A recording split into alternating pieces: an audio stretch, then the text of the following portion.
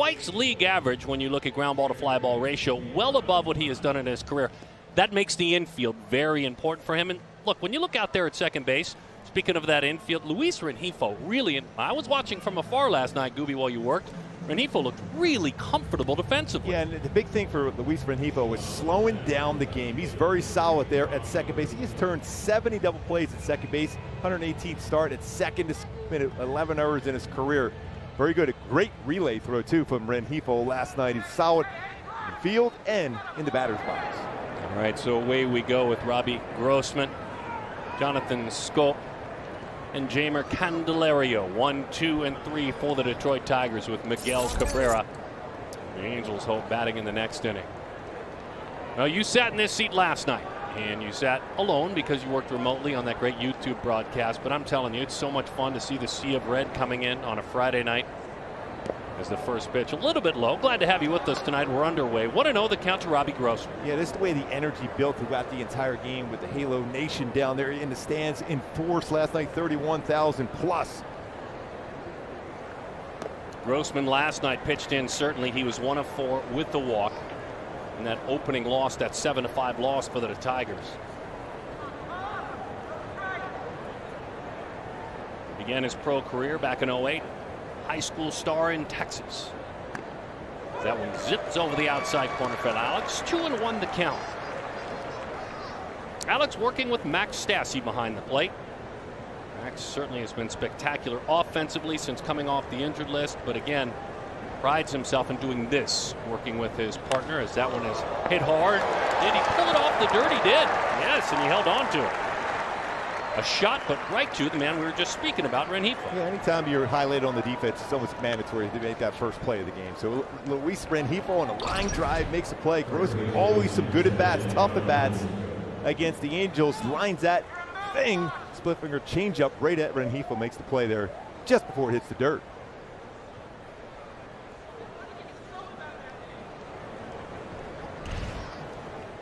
He's moved around the infield in his career. He finds himself at first base. Here's Jonathan Schoop. Big and strong with a whole lot of power. If you make a mistake, he'll hurt it, like a 32 home run year in 2017 with Baltimore. And he homered again last night. He's got 12 this year.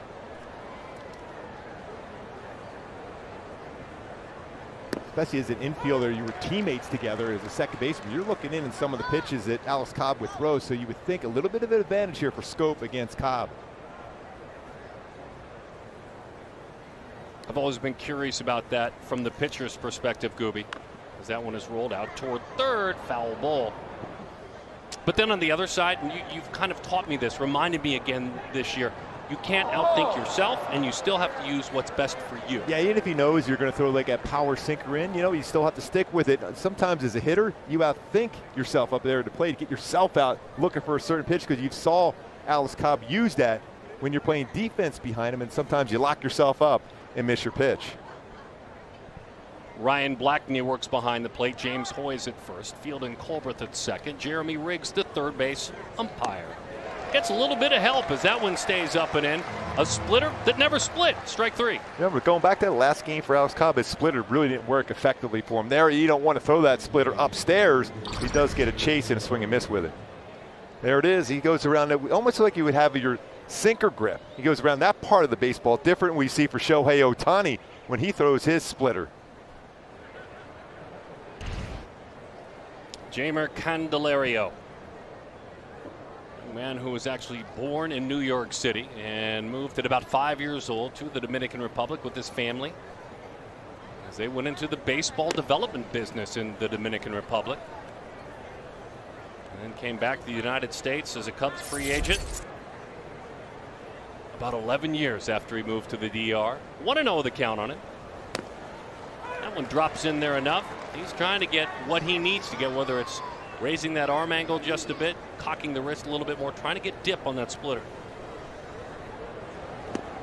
As he bounced that one in there.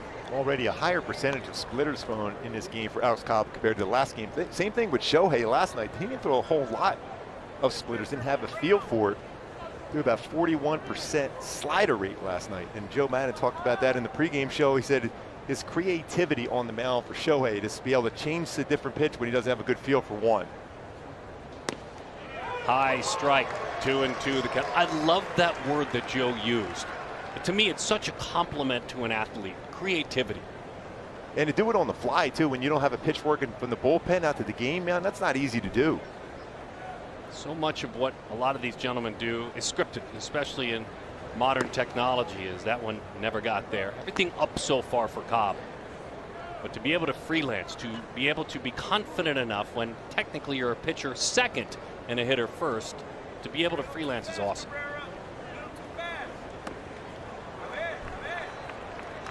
Last couple of starts, the split-fingered fastball has been an enemy, not as much of a friend. It's been hit. It hasn't gotten the swings and misses. And that's why you see the strikeout totals down. The usage down because it's been hit a lot harder. 323 the last 4 starts compared to 182. Whiff percentage down. Chase percentage down by 6%.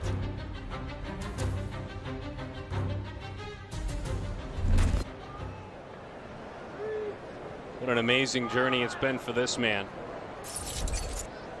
Came out with his younger teammates today. They're looking much younger and younger every year for the 38-year-old Miguel Cabrera. Smile on his face, bouncing around. As that one is up and in. Had a great conversation with third base coach Chip Hale about this team, and he said, I love who they are. And Chip's been around a lot, Diamondbacks and Mets, and traveled as a great baseball coach. Here's Chip, managed in the minor leagues and managed in the big leagues. He said he really believes in the effort of this year's team, and to get a guy like this then as a veteran to buy in and have that bounce, that's next step. Yeah, I mean, he's helping all the young players around him too. I mean, he's a future Hall of Famer. We know that. Arguably one of the greatest right-handed batters ever in the game. And his approach, more of a line drive right center. He will turn on off-speed pitches, but he's more up the middle of right center. You played with greats like a George Brett as their careers went into the twilight. It's a challenge because these men are very prideful, but they have to learn to adapt. Yeah, and then you don't try, you kind of guess along. And I'm not saying you cheat on pitches, but you have to guess along with the pitcher and see what patterns, even more so than when you were young and your bat was so quick you could make adjustments. Last 10 games have been a little bit better for Cabrera. 1-2 the count. By the way, Cobb wasn't going to give in on Candelario because he's 3 for 3 with a home run in his career. He was going to make him chase something out of the strike zone. And sometimes you got to take that. I mean, as a pitcher, you check your ego at the door. When somebody has good approaches and good swings against you, once you got to put him in a hitter's count, you don't give in. In this challenge him, you want to make sure if he can't put up a 0 in the first inning, if you have to avoid him and try to take your chances on a future Hall of Famer Cabrera, you do it. Miguel has homered 5 times this year. To the right side, that's the approach you spoke about. Out over the plate, did not try to do too much, and guessed along with Cobb for a single to right field. He gave us a great description. And he hit that ball pretty hard the other way. Inside out approach.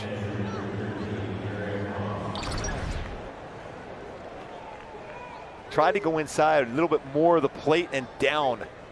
The perfect pitch for Cabrera to look and go that way. Kept his hands down, let that baseball travel deeper. Picks up another base hit. At 38, his average exit velocity is still over 90 miles an hour. That last base hit 103 miles an hour for Miguel Cabrera. 2,907th career hit for Miguel Cabrera. Yeah, he's clearly chasing milestones as we put on that graphic. And a chance for a man who has really been fun to watch behind the plate. And there's some danger and there's some power here certainly as well. One with the curveball. The old Yellowhammer makes a visit. Good looking pitch to start him off. Eric Haas, the catcher. Last 14 games has homered 6 times. In the last 2 weeks worth of games, slugging over 700.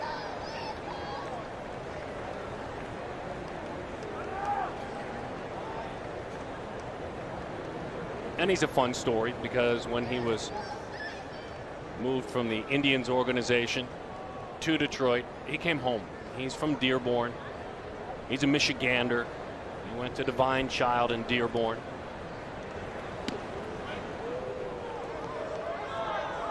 Much like we see SoCal players get to come back home to the OC and play for the team in red. That's how this man has felt. He really, really is proud of where he's from, and it's been a thrill to put that uniform on. I think you mentioned the percentage of baseball players come from that area to play with the Tigers. Not a whole lot, so it's got to be a big-time thrill. You're exactly right. Far fewer players produced. There's a good splitter. That one we need to hang on to. I mean, he's really feeling for it.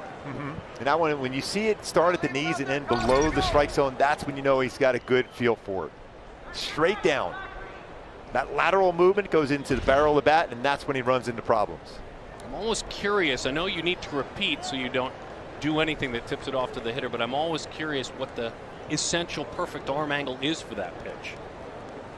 It's got to be the same as your fastball. You get the same type of swing. There's another good one. It's fouled off at home plate. Max mad at himself for not holding on. Well, in your thought process now as a pitcher, you think, okay, let me try to paint a fastball in the outside corner. But you know, he's thinking he's in protect mode, so he's got a chance to punch that ball to the right. I think you stay with your bread and butter, your #1 pitch, and see if you get a swing and miss and put that 0 up. Get your offense going, a chance to take a lead for you.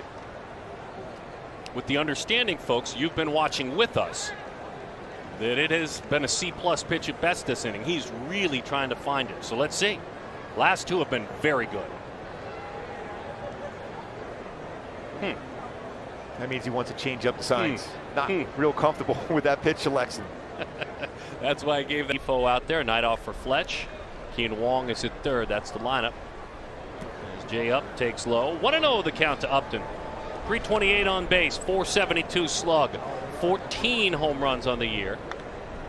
And the Magic Man, when he moved him to the top of the order, Joe Madden, that's just changed everything. It becomes a tired tale to share with you when in fact he stops hitting at the top of the order and walking. I mean, just getting on.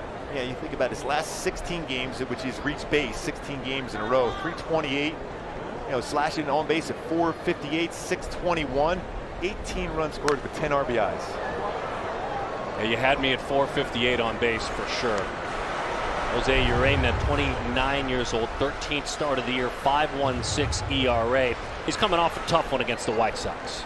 Yeah, he still has a good fastball. He doesn't give up a lot of home runs. He's going to give up his fair share of hits. 92, 97, two-seam, four-seam, slider, changeup. Upton pokes a slider just to protect. To the right side it goes. Long run. That's a fair ball.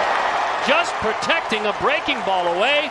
Justin Upton with a ground rule double. Don't ever leave the top of the order, Jay Up. And sometimes we know in life it's better to be lucky than good. I love this reaction. He's like, well, what am I going to do? I just made contact. See, I put the ball in play, forced the defense to make a play. Just towards the end of the bat, that's how strong he is. And that ball went a lot further than I thought it was going to go. And they're playing way in right center. And sliding in, Omar Bizarre back in the outfield. Unable to run that one down. You see just inside the line. Man in scoring position right away for Shohei Ohtani. Here is Shohei on the mound. Spectacular again last night. He was 0 for 1 with a couple of walks with a bat in his hands, and the walks have been crazy with regard to the rate of late. Shohei goes to work right on the attack, by the way. 0-1 the count. Remember last time after he pitched in the game, went 6 innings, the first pitch he saw, he had a home run here. So he was thinking, let me try that again. 19 home runs on the year. That OPS is correct. We didn't mistype that. He's slugging .615. And in his last 20 games, basically last 3 weeks, he's walked 17 times. Mr. Ohtani with a .440 on base last 20 games. Again, buried it in. Congratulations to baseball fans, because Shohei Ohtani has decided, and he by the way dropped it on Instagram. Did an amazing job. His video drop on his own Instagram account was epic. Ohtani will be taking part in the 2021 Home Run Derby. A little uncomfortable here with Shohei Ohtani. Not only swings for Home Run Derby, he's going to be crushing the baseball, but that last hack he had at the plate here, as we love seeing those big, 470 by the way, he was uncomfortable in that swing. See how he progresses in this at bat now. Boy, he pulled the string dramatically. Good looking changeup. Last 2 swings, tell us what you saw. The pitch before, he fouled it, basically hit it down on the ground, almost went between the legs for a foul ball, but it looked like he was grabbing towards his hip area as he's following through on a swing.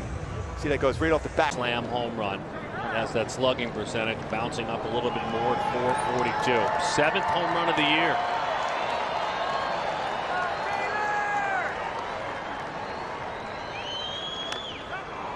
In. He really went into his kitchen. No extension allowed. Castro makes the play. My go-tos today for the Angels is my Hyundai key for the game today. First of all, my go-tos is bunch-os hits together versus his fastball. You got to get the hits together. He doesn't give up many home runs. And make sure his slider is for a strike. He gets a ton of swing and misses with his slider. So make sure it's in the strike zone. A whiff rate, 29.5%. So get those hits together. Not a lot of chance to hit home runs. Upton got a double. See if he can get a base hit from Walsh. Hey, casual baseball fans, that means that out of every 10 sliders he throws, 3 out of 10 are swung and missed, which is crazy. That's what that whiff rate is. That one's inside. 1-0 the count to Jared Walsh. What an incredible year he has had. We talk about it a lot. Hope to see him with Shohei at the All-Star game. He's been pretty balanced as it pertains to home and road. Slugging .538 at home, .544 on the road. You like that kind of balance for a hitter.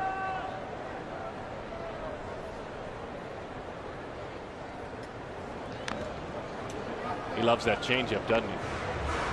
Yeah, percentage-wise, he's about 13%, slider 25%, but his two-seam and four-seam. He likes his fastball, but his changeup is really, really good, especially against left-hand batters. Weighted on base average against that changeup is .327, and as Gooby said, he doesn't throw it a ton, but it's almost exclusively thrown to lefties. Always wonder why. Lefties now do it. Righties not as much. Righties don't throw that right-on-right changeup, especially with this kind of an arm. Ready for it. High bouncing ball. The flip. Rania covering. In time for the out. Upton's leadoff double is stranded. We played one. Score. I get no score. I love the intensity that this guy brings to the mound. And Gooby, I think I told you a couple starts ago, I want him leading some team meetings. But to Alex Cobb, when you think about the headache he is to some of the opposing managers, how do I line up and balance things out, Darren? Right-handed batters, left-handed batters. Which way do I go? And then the intensity with that bottom of that lineup, it's almost saying, you're not going to beat me. It's going to have to be the big boys. I just like what he showed also in that first inning. Telling Candelario, don't mess with me. That sends a message even to the guys playing behind him. So riddle me this. If you see that, Jose, and you're sitting on the bench, but you're out and you're in the lineup, what do you think? If I'm playing behind him, I'm immediately going, okay, he picked that up. Now it's my responsibility that if I see something else like that, I call timeout. Go to the mound. Hey, or approach the mound, change the signs. But he does bring the intensity level to you and awareness level as a fielder, which is great nowadays. Don't wait for a coach to tell you that. Akil Baddoo, a great story. Swings at that split-fingered fastball low. He's getting a feel for that. Gooby, you've watched him, and you've watched him pretty closely. I think you see some things in him that maybe you saw in yourself when you were a younger man as a pitcher. Does he pitch better with an edge? Yeah, I mean, he has to. That's part of his game. You don't want to overthrow as being a sinker ball pitcher. The harder you try to throw, the more flattened the fastball becomes. So you still want to stay under control, but you use that edge going out every single batter you face. Really pushing and pushing. He is selling that split until he feels right about it as that one bounces in there. Darren, when a pitcher goes out there and gives up 5 runs in an inning and tells himself, we're not losing this game, that rubs off on other guys. Not only in the rotation, but also the offense. No, they're going to hold them right there to have a chance to win that ball game. They did. And that, of course, was that start against the Diamondbacks. Just 55 pitches, 7 hits. Batted around pretty good. It wasn't his day. But he's given up 5 in his last 2 starts, and his team is 2-0 in those 2 starts. I mean, he still fights his way through games, and he's going to battle. That's that competitive edge that Alex Cobb has. That 5 against Seattle, a little bit misleading, though. That kind of trickled in as the game was getting later, and he only gave up 3 hits and walked 1 on June 5th against Seattle. He was good that day. You can still see just the walk around the mound here. He just wants to get that feel. I mean, it's a hot day, sweat. You want to make sure you're under control and not trying to overthrow your fastball, especially to get back and get that ground ball. There is that ground ball, but it's off his leg. Now, where do we start with Akil Baddoo? He started so hot, and the baseball world was talking about him. Now, this is a Rule 5 pick that 2 years ago was playing in A-ball for the Minnesota Twins. Didn't play anywhere last year, was just in the camp to nowhere, just trying to find a place to get the invite. Got claimed Rule 5, and here he is. Strong .493 slugging percentage this year, including a couple of well-hit baseballs last night. And instead of being down, because he was down, his first week was amazing. He slugged over 1,000 his first week plus in the big leagues. Then he went on a run of about 30 games where it was a lot lower. Then his last week, and you've seen that graphic, he's been hot again. A.J. Hinch keeps penciling him in there. Just off the plate. Cobb wanted it. Yeah, it was a little off the plate, about a half a baseball off the corner. It's a pretty good take. It's a young hitter having a decent idea already of the strike zone. Nice job by Max Stassi. Just keep the baseball there, frame it. And so he goes back in at 93 miles an hour. I think now the splitter should work pretty good. Back-to-back fastballs.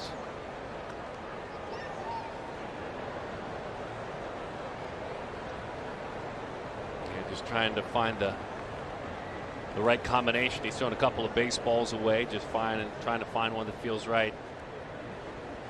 Much has certainly been made about touch and feel on the baseball around the major leagues, but a split-fingered fastball, it's even more sensitive. As in fact, he went with the heat, and he lost. Baddoo. Taking a peek at our Kia player profile. When you talk about Alex Cobb, his strikeouts are way up, but then when you talk about the hard hit baseballs, there have been hardly any. You talk about that lowest barrel percentage, which is elite contact, that he averages elite on base, elite slugging. Look at that. That's crazy. Would you guess that there? No, that's pretty amazing. Yeah, because he has that running fastball, so you're on the handle of the bat or towards the end of the bat. Same thing with the changeup, same, and its knuckle curve. It's a good pickoff move that Alex Cobb has now over the last few seasons, really developing a good move. The first 8 career pickoffs. It's a challenge to do with 7 stolen bases, only been caught once. Goodrum really is up there hacking at the first pitch generally. Nico 2 for 2 with a walk last night. Alex really has, as his career has evolved, and he had to deal with a lot more base runners in Baltimore. He just wasn't who he was in Tampa. But you love a pitcher that's completely revamped an area of his game, and controlling the base running has been one of them. Yep. And that's not just pickoffs. No, I mean, he holds the ball well, varies his times to the plate.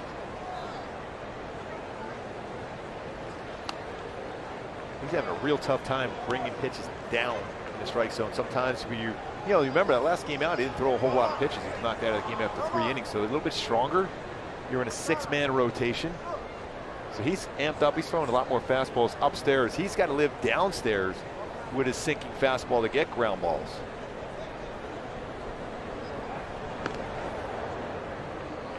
Half of his fastballs have been thrown for strikes, just half.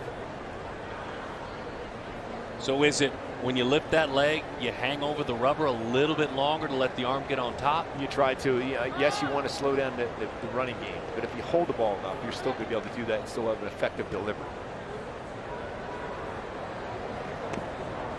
Split-fingered fastball misses outside. So he's reckoning 2 things right now. An anxious body that's feeling very strong, yet trying to hold the running game. For me, that'd be hard to reckon those 2 things together. Very difficult. But that's why you have to have a lot of trust in your defense. Just feel like, hey, let them make contact and see if the defense can make a play for them. Well, you talked about it. There's that defense you spoke about. Oh, there's that defense. Iglesias, Rengifo on to Walsh for a double play. And that was not an easy double play. That was a tricky last hop at Iglesias, and a quick feed over the Rengifo has been solid at second base since his return. That's a huge double play ball. Taking off that speed off the bases and flips right over Rengifo, steps on the bag. 6-4-3 double play. Nice job by Alex Cobb, thinking, okay, I can get that double play Nice flip by Iglesias. When the ball hits the mound, you have to go out there and almost recalculate your steps, because sometimes it could be a real high hop or sometimes even pick up velocity, Gooby. So that's a good observation, because as a middle infielder, you know the slope of the mound is going to change the trajectory of that ground ball. Nomar Mazara looks at a curveball for strike one. And also, Darren, changing directions. There's times that ball, depending on the spin, will change directions on you. Jose, I loved how he led him to the bag as much as anything. That's the easiest feed you have nowadays. And you don't have to worry about anybody just breaking you apart in the middle.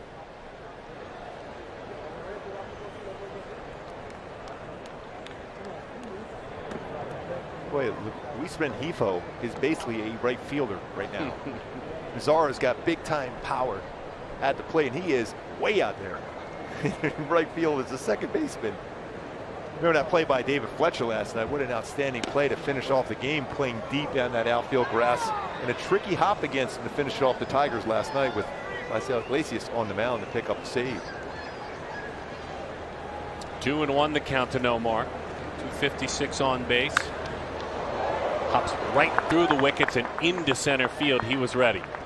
And when you're a sinker ball pitcher and you split the plate, a lot of times it comes right back at you. You watched Gooby, Greg Maddux, Greg sinker ball pitchers will have to deal with that sometimes. And that's why you always try to be in good fielding position, because there's going to be a lot of baseballs hit right back up the middle, because you're going to live on that outside part of the plate against left-handed batters, whether it's your split finger changeup or your fastball to sinker.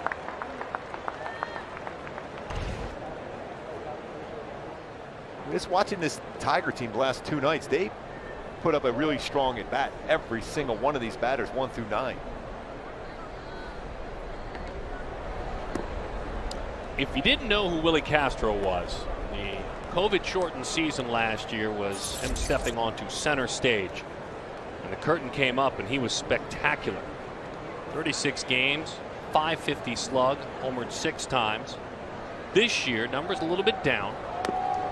But he's earned the right with what he did last year to be penciled in over and over again this year.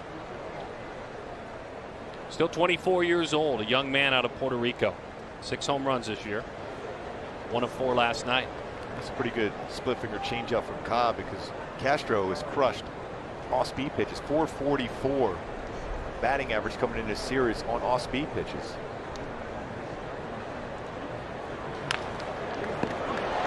Call to Max Stassi. Yeah, he's got outstanding movement on his fastball, and you're going to have to bunch hits together against him to be successful. Occasionally he'll make a mistake with a slider you can hit out, but most times he's got to hit the ball the other way. He came to the big leagues with that arm, maybe even a little bit more fire in the arm when he got to the big leagues, and he'd nibble a bit, and he wasn't believing in who he was, and it was his teammate, the late Jose Fernandez, who challenged him. Kind of showed him the way on being aggressive within the zone, letting it eat, if you will, when you have that kind of stuff like you had. A lively fastball with some teeth to it. Yeah, and in the last 5 starts, it's 1-2 with an 8.14 ERA, 19 earnings in 21 innings. So it's been a struggle for him lately. What a great year it's been when healthy for Max Stassi. That one misses a little bit low. 3-1 the count. I think there's something that Ureña has lost over the last couple of seasons, the ability to pitch inside.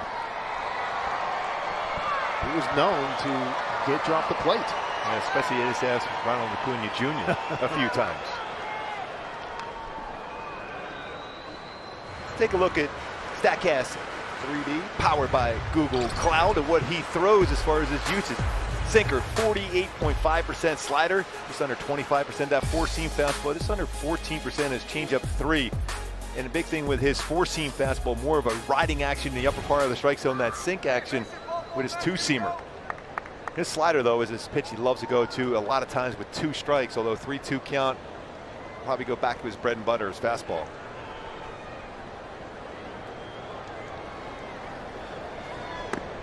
Lost him. Stassi takes the trot to first base. He's slugging .824 in the last 14 days. That's the second highest total in the major leagues. My Hyundai key for the game today, going to little Bob Seeger. Nice. Roll me away. Mentioned a ground ball pitcher gives up a lot of hits. Just roll those ground balls away and pick up a bunch of hits and score some runs today. Gosh, I don't know if I missed you, but I missed the key. It's good to be back with the key to the game. I know you probably didn't miss me a whole lot. It's just you know great to be back with the key. I missed you. I know. Back with my big brother, Jose Iglesias. He's looking Jose to continue what has been a nice run. His last 3 weeks, it's 31 times on base, 26 hits, 5 walks, and it's been a lot more of that. I'm not saying, follow me here, I'm not saying it's straight dropping the back shoulder and a dramatic uppercut, but he's trying to lift the baseball, is he not? Yeah, and he's got some pretty good power, and his slugging percentage is starting to climb up there. It's .390 slugging percentage on the season. He's trying to lift and separate and drive it into the gaps. Whoa. That one sails to the backstop. He had squared to bunt. Maybe that's why you don't pitch inside, Jose Mota, because you're not in command of doing it. Maybe you lose the confidence in doing it. And confidence is a key, but he knows, and we've seen plenty of pitchers, you have to have the ability to get people off your slider, because if you look throughout his career, 2 strikes, average over 200. That's way too high, and people feeling comfortable against it because he does not take that part away on the outside. Runner in scoring position now. That's effective in. Yeah, because especially in that count, you're trying to get him to hit the ball on the ground. He's going to get a lot of ground balls, but if it's off the plate with running action, you cannot keep that one fair. That pitch before was a changeup that he overthrew. Now he backs it up with a fastball inside.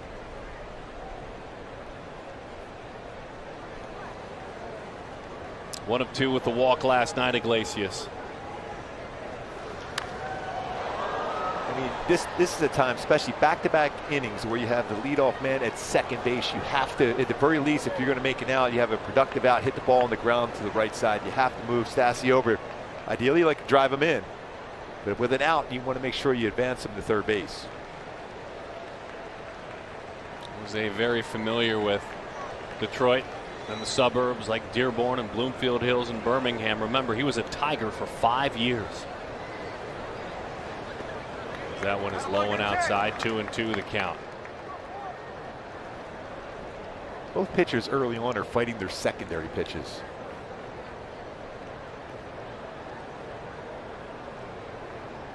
Boy, highest hard hit percentage allowed. Garrett Rich to the top at 53.9, but Rainey up there 46.6%. Big swing and a miss over the top of a sinking fastball. Boy, it looked like the bottom fell out of that one. That's twice now the Angels with a man on second with no outs had strikeouts. Ohtani struck out in the first, and now Iglesias here. Swings over top of this 2-seamer. It's almost like he was trying to pull that baseball and lift it in the air. It's tough to lift the ball in the air against him. Trust me, when I was on the mound, if you had a hitter up there trying to hit baseballs in the air, you were at a great advantage against them, because it's going to run towards the end of the bat. You want to make sure you stay true to your swing and hit the ball up the middle or the other way. So if I'm to listen to you as Keen Wong digs in, he's kind of giving you that swinging sacrifice. Yes, he's giving you an opportunity to hit the ball to the right side. It's tough to strike out people generally in the lower third of the strike zone with your fastball. It's really, really difficult.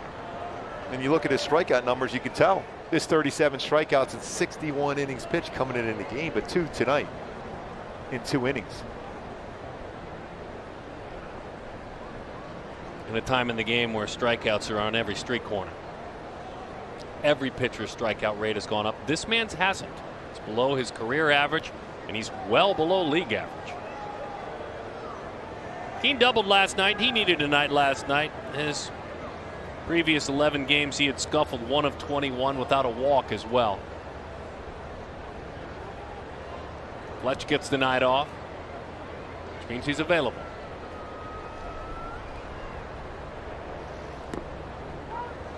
Split the plate, 0-1 the count.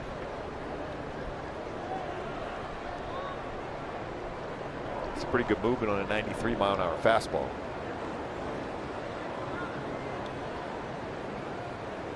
There he is. There's your pinch hitter in the 8th trying to drive in a run. Sit tight. You'll see him soon.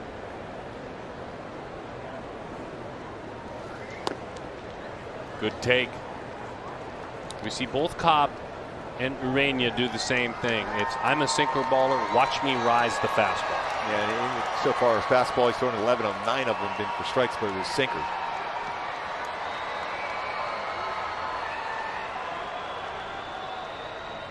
Outfield straight up. Infield not a dramatic shift.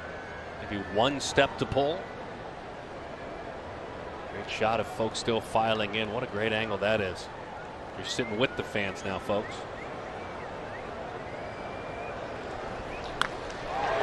Drives that one into center field. Wong liked it. Hustling on around to Stassi. He will score the halo strike first. Keen Wong, good night last night, good night tonight. Yeah, when you're a sinker ball pitcher and you elevate a fastball upstairs, it's a good chance you're going to make good contact. And Keen Wong did that, picking up his 5th RBI of the season. And all the interchangeable parts that Joe Maddon has used during this stretch, whether it's Anthony Rendon being out or Mike Trout, have come through in key moments, bringing the hands up. That's above the letters. And right back up the middle for an RBI single. That is launch angle, which means get your launch angle even with a baseball with a top hand. Outstanding job there by Wong. And the modern hitter, I mean the hitter over the last 3 or 4 years, is capable of doing that more than any generation in the past. And understanding it, because now you're able to practice it more. Juan Lagares. Last 6 games, 6 hits, and a walk. Runner was on the move. Yeah, I think that's the best thing you could do against Uranus, is the guy to go hit and run, because he's a ground ball pitcher. So there's a good chance he's not a big strikeout guy, so you're going to make contact against him. And with the infielders moving, there's a chance there's a spot in that infield where if you hit the ball on the ground, it's going to go through. You go first to third. Try to do that throughout this entire game. Not easy to steal a base against. 2 stolen bases in 4 attempts. He's pretty quick to the plate. He's been good his whole career. We talked about Cobb and kind of the transformation from caterpillar to butterfly as far as holding runners. But this man's been good since getting to the big leagues. He's only allowed 18 stolen bases against him his entire career. That's a right-handed pitcher. And he's going to have some traffic with some base runners, whether it's walks or hits. A lot of walks this year, too. Toward the right center field gap. Nearly overran it out there, Baду. Akil came on. Suddenly had to go into an emergency leap. 2 outs. That would have been an empty feeling. Halos fans would have loved it. He's probably a little more carry than Badu thought. And Wong did a nice job of getting there just in case that got over his head, because he's going to be able to cruise around easily to third base, if not score on that one if it gets by him.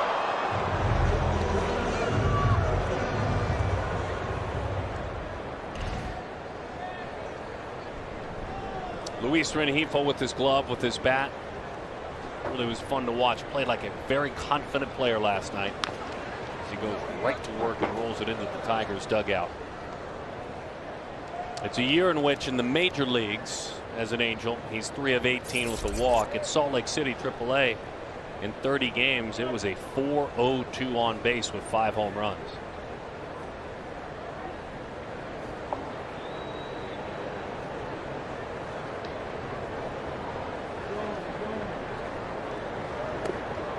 Changeup is really good. He sells that with his arm action. Well, you kind of have kneecaps and elbows flying at the plate with his delivery. It falls into the dugout as he throws it.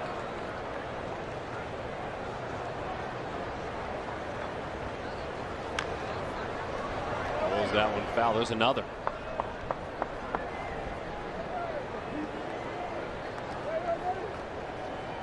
Something about when you're striding and standing tall defensively, no matter what happens with a bat in your hands, it makes such a difference. A young man out of Venezuela who began his career as a pro in 2013 with the Mariners, was a Ray and an Angel. You get the call back, boom, you're in the lineup, your glove is helping, and a big win in front of a packed house. Well, with 2 strikes now at Rengifo, there's a lot of room right down the third base side by the line. Let's let that baseball get a little deeper, especially if he throws a 2-seam or sinker. Just put the barrel of the bat on it and just punch it down the line.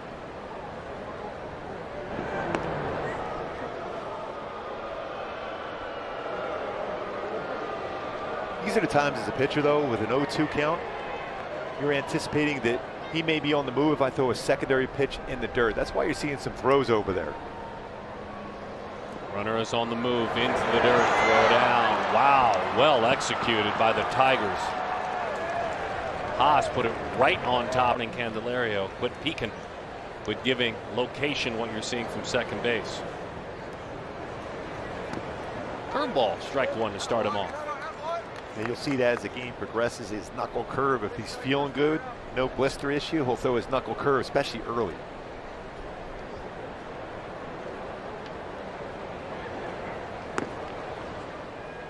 Tries to sell a fastball upstairs. 1-1 the count on Grossman.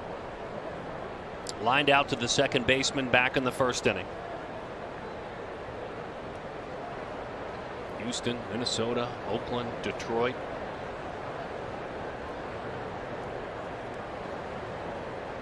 And he's heating up at the wrong time for the Angels.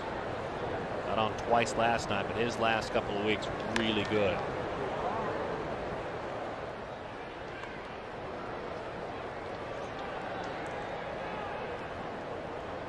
Even though Cobb has really elevated his strikeout numbers, my guess is as a defender, you're extra on alert behind him. Yeah, especially in infield, you're always on your toes. It doesn't matter if you're a third baseman, first baseman, second or short. There's going to be some action your way, and so far, there's been some off-balance swings by the Tigers against them. So the infielders are really going to be working 3 outs via the ground ball less, and including a double play for Cobb. That's a good one. That's a very good split-fingered fastball. Yeah, that's why you're alert. I mean, yes, the strikeouts are up, but you better be ready. I mean, that's incredible. 60.7% ground ball percentage. In a day and time where it's all about swinging misses and strikeouts, that's impressive. I think Dallas Keuchel is always behind the velvet rope in that party room. And so many general managers were shying away from signing him because he's a pitch to contact guy. Yet you still look up and he's still putting up some pretty solid numbers. 2-2 the count to Robbie Grossman. Thanks for hanging out with us tonight. Hope you've had a good week. That was a splitter that stayed up. Boy, forever Grossman has just had some good at-bats against the Angels, no matter what uniform he has on.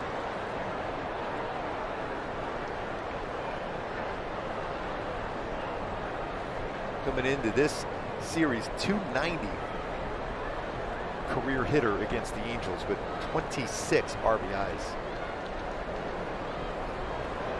That's a good pitch. That's a sinking fastball. That's strike 3.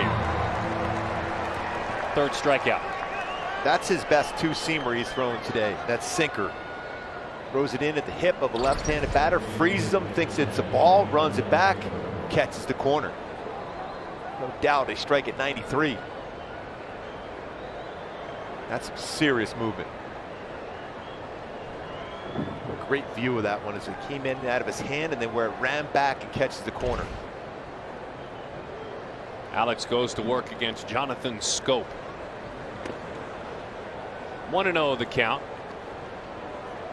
Tries to establish that inside corner.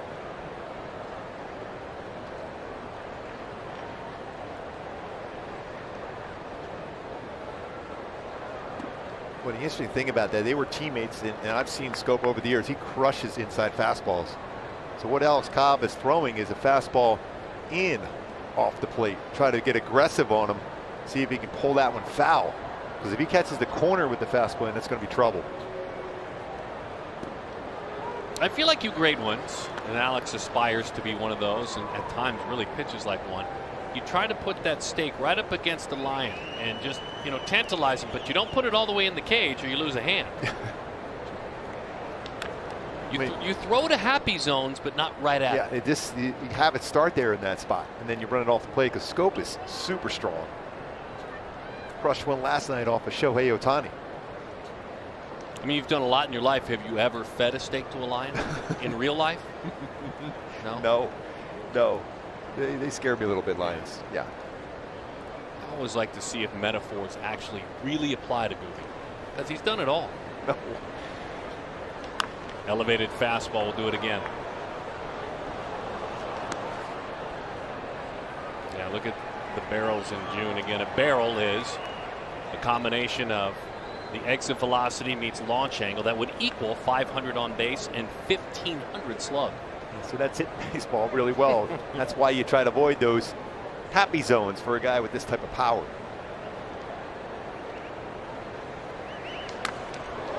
He broke the barrel. It's played on a backhand. Rengifo handled it nicely. The bat, by the way, the other half of it or 2/3 of it out there by shortstop.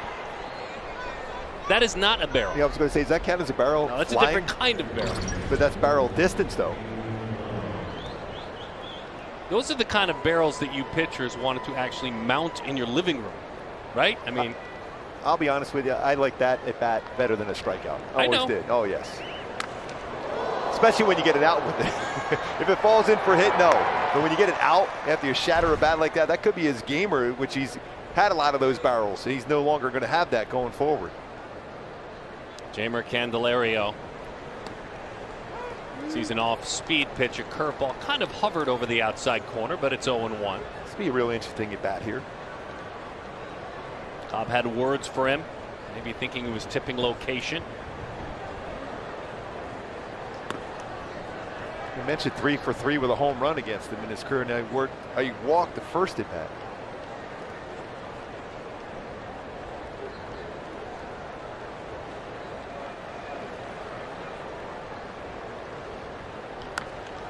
Buried a fastball, and I think that's where he wanted the last pitch.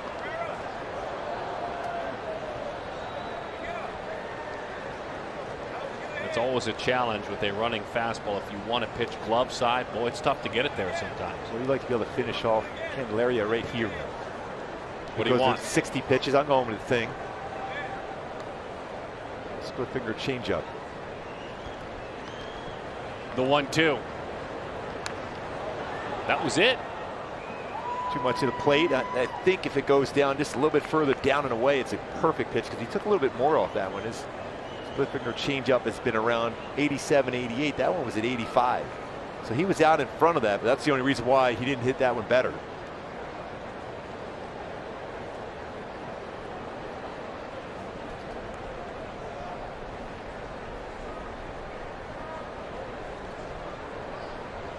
Shakes his head as if to say, I know what you want now. I didn't get it right the first time.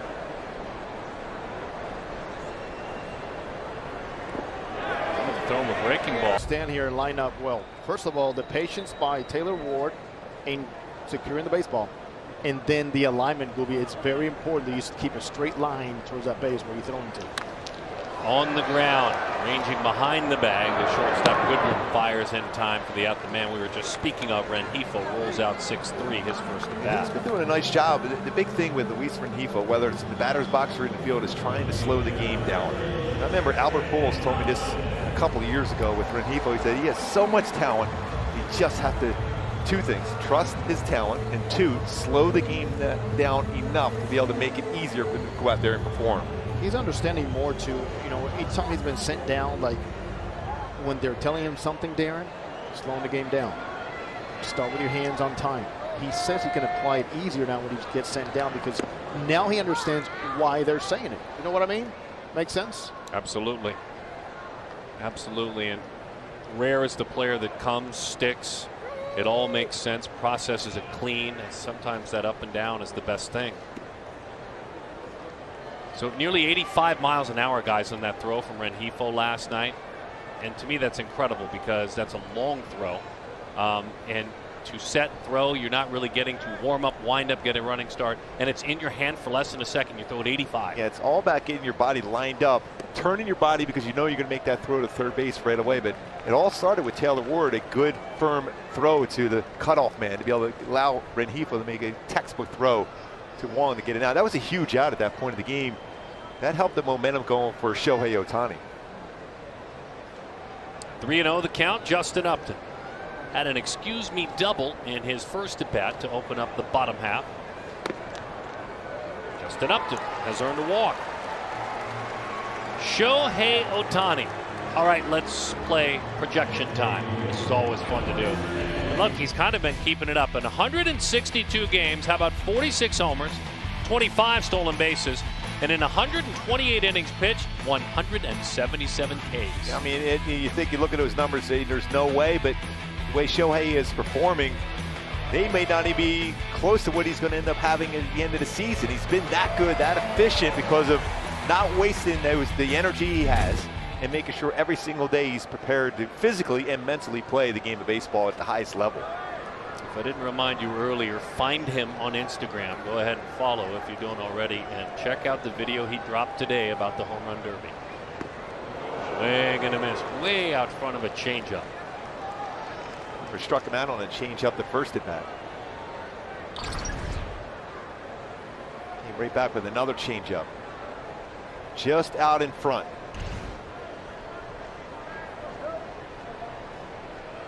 Played to pull infield, outfield straight. Sinking fastball. I mean a heavy fastball. 1-1. I think this is why his changeup's so effective to lefties, because he throws that power sinker running away in that same plane. He throws a changeup the same spot. Huge Shohei Ohtani fans. Yep. We hope he hits it off his face. He was not granted time. 2-1 the count. That's when you know you're going good. You call for timeout, you don't get it, and he throws it out of the strike zone. Just the decision that was made back behind the plate. Ryan Blackney not granting time, now letting Shohei know why.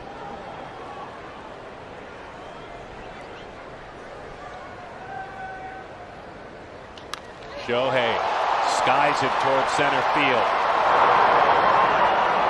It hangs up forever.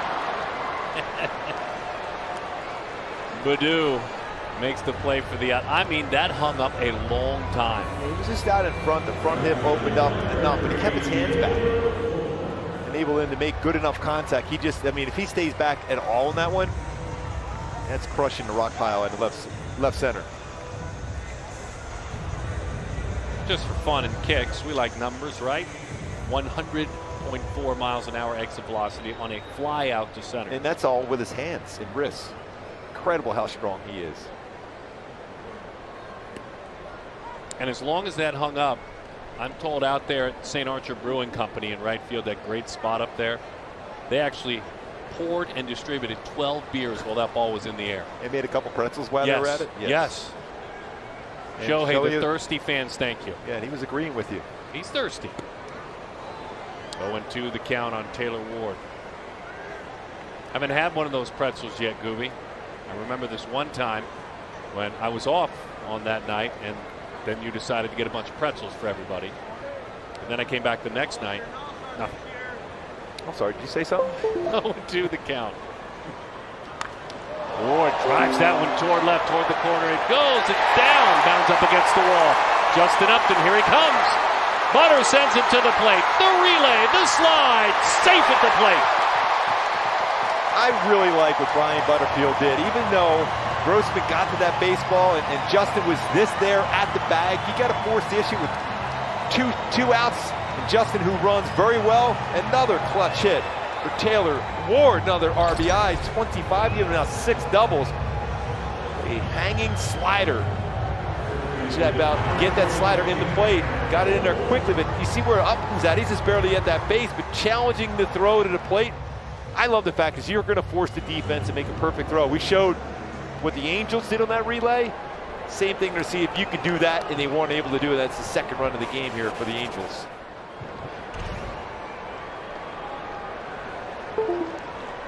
The little things in baseball are so much fun to watch. That slide by Upton, so simple, but he knew exactly what he was doing, getting around where the throw might go, slapping the plate as he slid on by.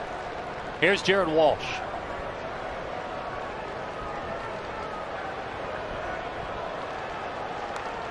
Big swing, fouls it up. Do me a favor.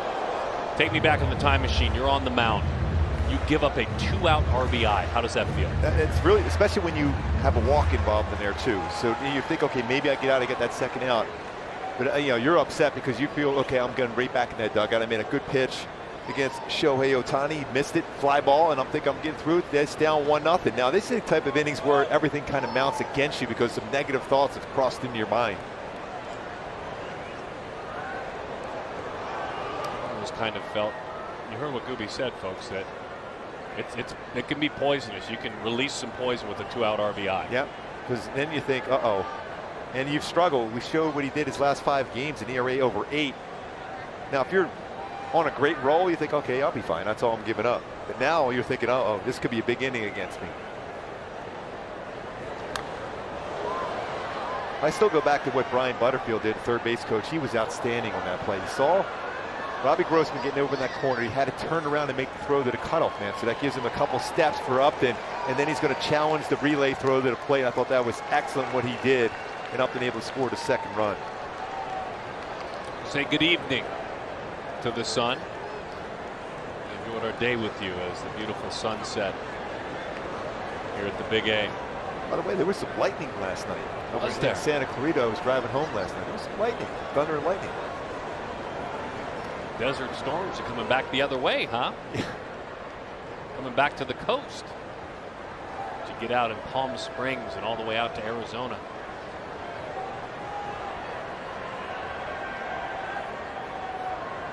The 0-2. In. Foul.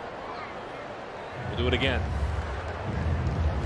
So Jared, in his last 10 games, he has 6 hits. He's walked 5 times. So while he scuffled a bit, the walks are at least helping him move forward.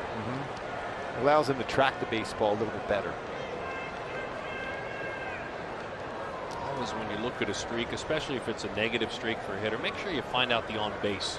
That tells a better part of the story. He is hitting 167 in his last 10. His on base 100 points higher. As he tracks that one. A changeup. 1-2 the count on Walsh. Mentioned the score runs here tonight against Uranus. You have to bunch hits together. Doesn't give up many home runs. So if there's good, easy contact swings, they're going to score some runs. Is everywhere. Future players, future fans of the sport. Working the phone already too. Yeah, I love the fact that the checking fans his have the gloves with them. It's so cool. Here is Miguel Cabrera.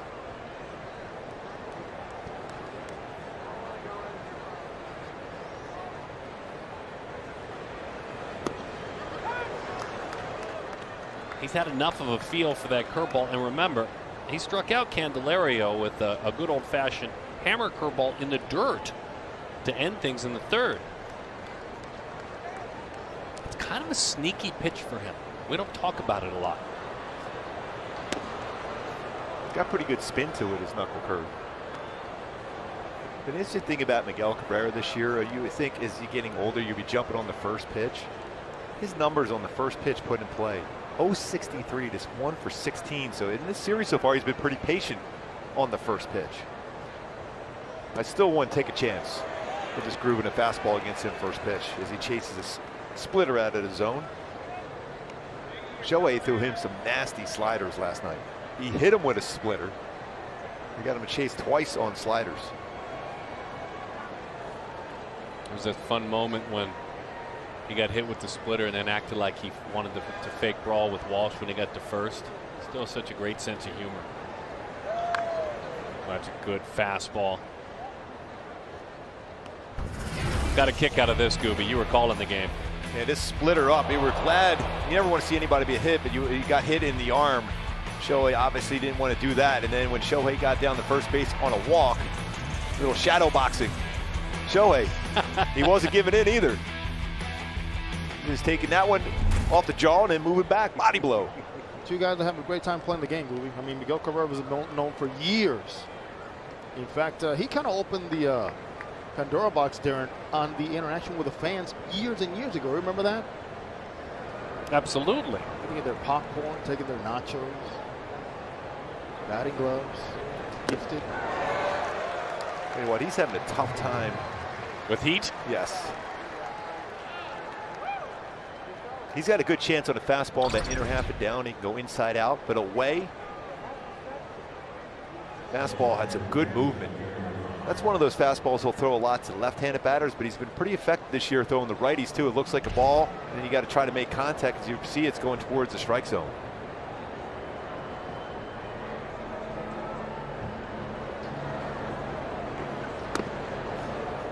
Haas spins out of there, 1-0 the count.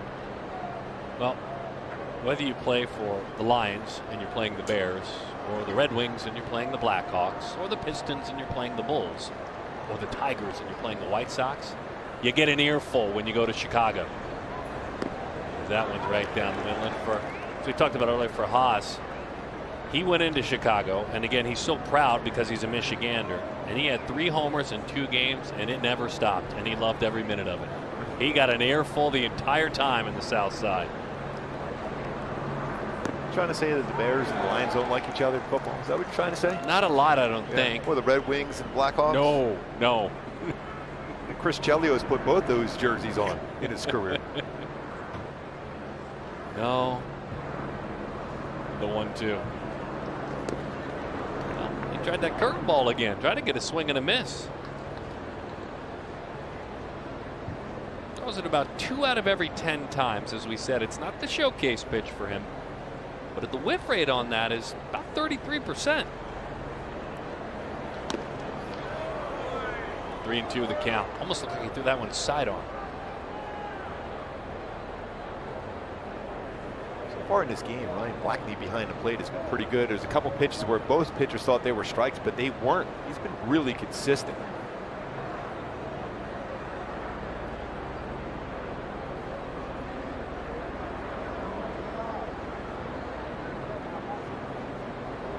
Little pause on the step back there. And he realized that pitch got a lot of the plate, and he was reacting as if that was going to come right back up the middle. We see pitchers that will lift that lead leg and freeze, stand on the ground and wait, almost like they're a flamingo, then deal it home. For Cobb, it was just he slowed on a step back. There was a couple hitters back in the day with Bobby Bonilla or Ruben Sierra who had that high leg kick. If you can hold the baseball just enough, you get their foot down and you throw their timing off. But if their timing was right, it wasn't going to turn out real good for you on the mound. Over the top of a split-fingered fastball. Down he goes. That is 6 strikeouts for Alex. That was a good one, a little harder one. Splitter. Good follow through on that one. It looks like a strike ends up towards the dirt. That was cool, Gooby. You talked about it on the follow through. You could actually see those fingers still spread long after the ball was gone. And then what you're trying to do is you're pushing your thumb through that pitch. That's why sometimes a lot of organizations for a long period of time felt that was going to put a lot of strain on your elbow.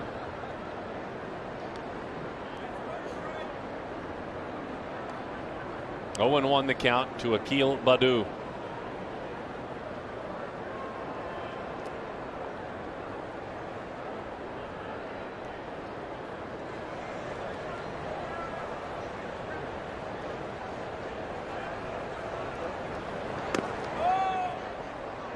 One and 1 the count. Splitter misses outside.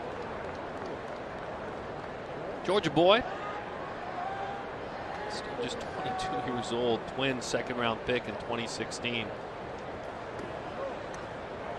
Left his family behind to go play professional baseball out of high school.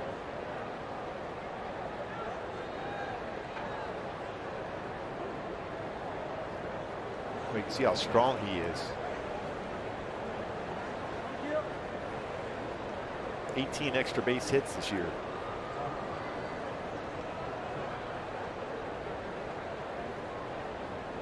He had committed to go play at Kentucky before he was selected so high, and the finances made sense.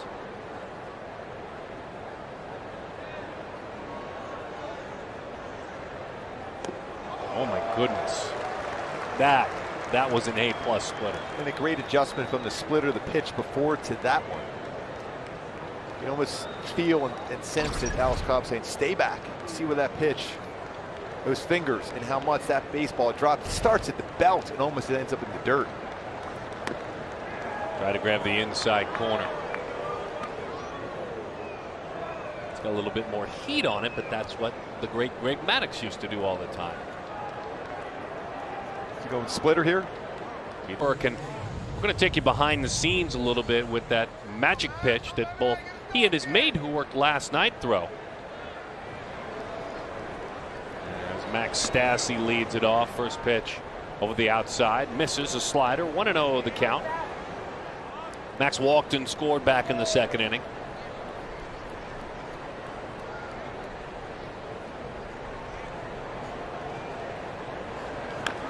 Ready to roll as he chops that one foul. Time now for a quick word from Kia. Experience Kia's tough and ready lineup of all-wheel drive SUVs.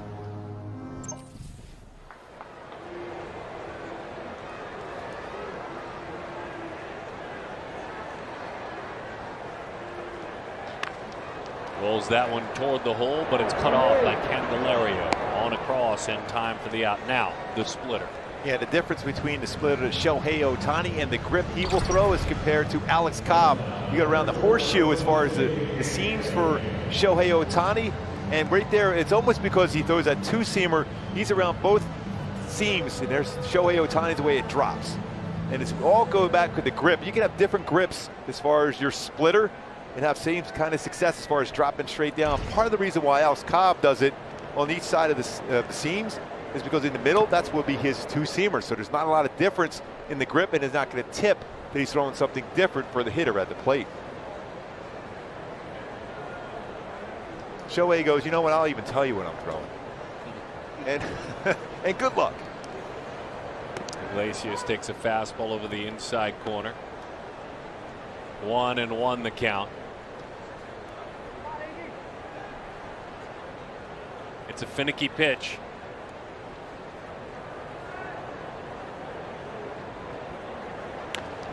And it's another one. If you have a slippery baseball or one that hasn't been rubbed up properly when it's been sent into the game, that split's not going to be as effective. Watched Cobb tonight use that rosin bag. He'll wipe the sweat in his hair. Everything you can do to make sure he gets a good grip on that splitter. Roll to the left side. Speaking of off-speed pitches, good changeup. Just got Iglesias. I mean, just got it. That was a real close play. Just in case Joe takes a peek over his shoulder. Candelario's got behind that a lot on the throws. A little bit of a high throw. Scope able to keep his foot on the base and gets him by just a short stride. I knew that was going to not be reviewed because Iglesias pretty much knows it. Remember the other day on that play? He thought for sure he beat it out, and he stayed right at the base, and they reviewed it, and he stayed there. I think at times for an athlete like that has spent their life running the bases and working around a bag, it's almost an audio situation as much as it is a feel. That's what the umpires are going by, sound. Iglesias, as Wong takes eye and you hit the bag and then you're right there by it and you hear that sound. Yep.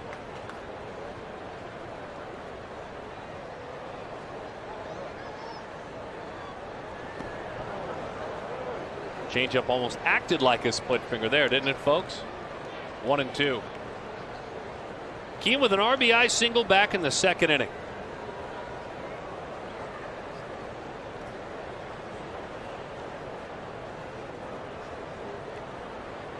Fingered fastball misses low. 1-0 the count to Nico Goodrum. Through 4 innings of work, 6 strikeouts for Alex.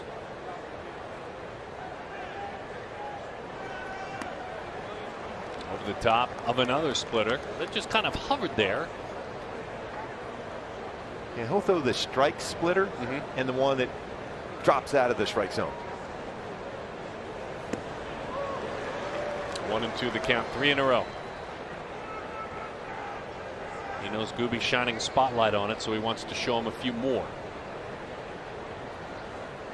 Is it 4 in a row, folks? It is. 4 splitters in a row. Stayed stubborn, didn't he? That's the wipeout one, the non-strike splitter. I've always been a believer, unless they make contact, why change?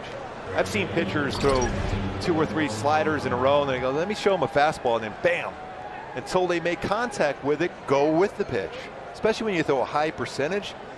You know, coming in the game, he's almost close to 50-50 as far as fastballs and splitters. He had 40% splitter usage, 43% fastball. So why not?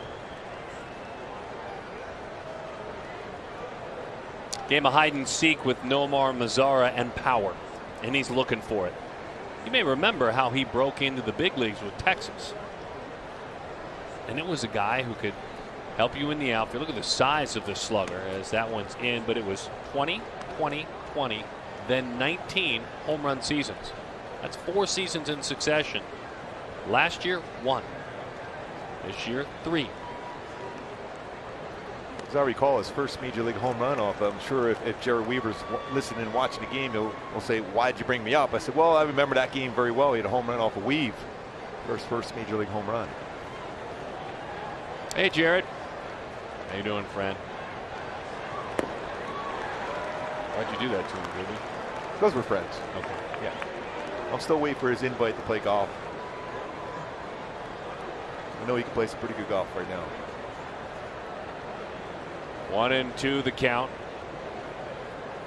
For entertainment purposes only. That one bounces in there.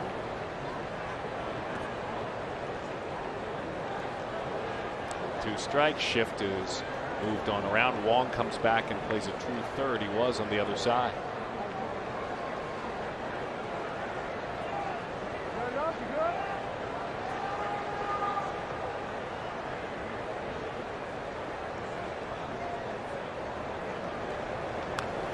Elevated 93 miles an hour. He had a pretty good hack at that one.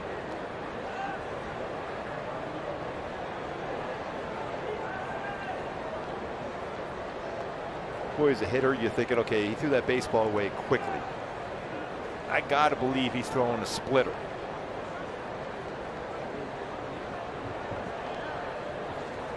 See if Alex Cobb can throw a great splitter against a guy that hits the ball in the lower third of the strike zone pretty well. And Nomar Mazara.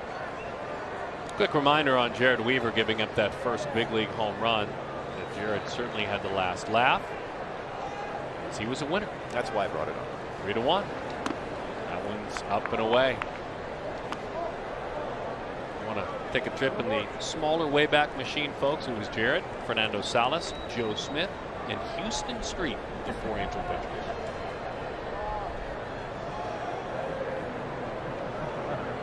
Joe Smith is still going, still pitching. Alex, in that pause on the step back, actually caused a timeout there.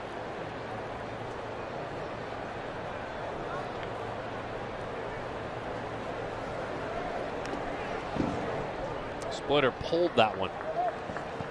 He almost had a cut action to it. That means he got it under and turned his wrist and not on top where it would fade down. Every once in a while you'll see that from the changeup from Andrew Heaney.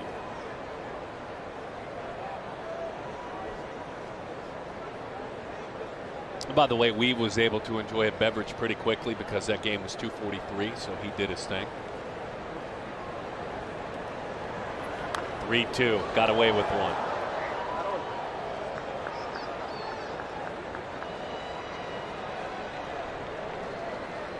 Got one good swing on his fastball upstairs has kept Alex Cobb from going back to his fastball in this at bat against Mazara.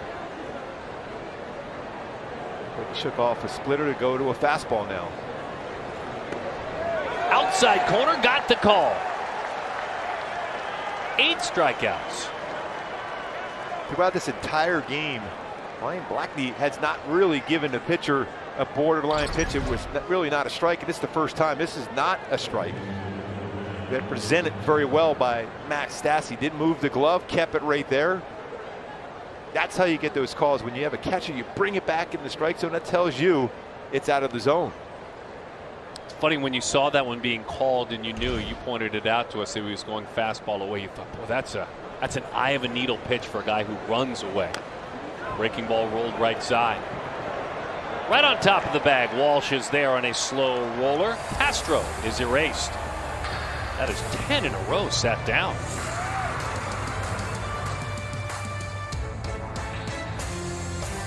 Too many swings inside. And that makes sense. That's probably part of the bigger picture plan for the entire season. Right, Jose? Especially with his workload and just understanding what he needs and where he's at. Jeremy Reed instrumental in convincing him of that. Juan Lagares opens up, lifts it, foul. 0-2 the count. I recall Willy for years. I remember Edgar Martinez used to tell me that his routine was, and obviously he was much older, but he'd be on the bike almost the entire game, watching the game on TV, but he would come outside just to retrain his eyes to the lights of the stadium. I wish he would have stayed in a little bit longer. If he went. Nice, nice. That might help out. Stay in there so your eyes aren't retrained. That's Hall of Fame talk right there. Got it down off the end of the bat. A couple of Tigers come together. In the end, the play is made pretty easily by Robbie Grossman. Join your Angels for every Saturday night home game and stay to enjoy a post-game Saturday night fireworks show. For more info, visit angels.com/promotions. By the way, that was a lot of fun doing the opening for the game today down there with the fans. It was. That was a ton of fun. The energy down there, the smiles on everyone's face. It was so much fun. So we started in a place kind of below the booth. It's a challenge for our production team. We appreciate that. Yes. But maybe we can move it somewhere else next time. We might have to record that one, though, because, I mean, you should have seen him, folks. I mean, he raced up those stairs. Incredible. Hey, guys, don't worry about our production people. They'll get it done. No, I know. They'll get it done. I know. I'm more worried the further away we go, the further of a run back to this chair it is. It's like they're chasing me around with Motor Island. Where do we land today? Where are you, by the way? Get it? I'm just landing back in town here. Where are you? I am at the photographer's well next to the home dugout. Oh, you've moved back to the third base side. Got the boys back. That one's crushed to right field. Toward the wall it goes. Rengifo, enjoy it! The tour around the bases. Goodbye. Boy, all the things that Luis Rengifo was doing, you talk about slowing down the game defensively. He's been swinging the bat exceptionally well, showing that power.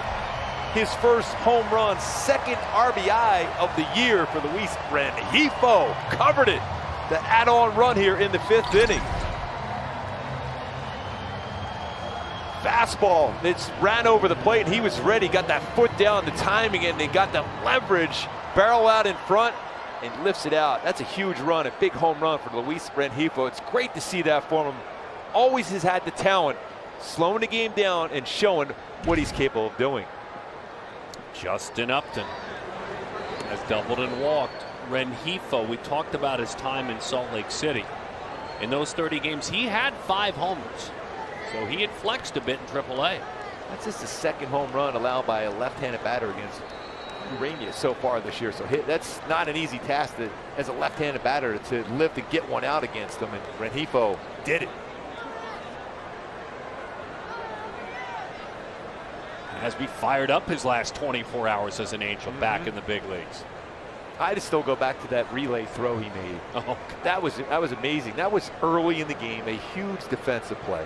Turned a couple double plays yesterday. Hit the ball well. His beard game is on point, too. Just on point. Swing and a miss, Upton out front. Uranus on a few more changeups lately now to right-handed batters.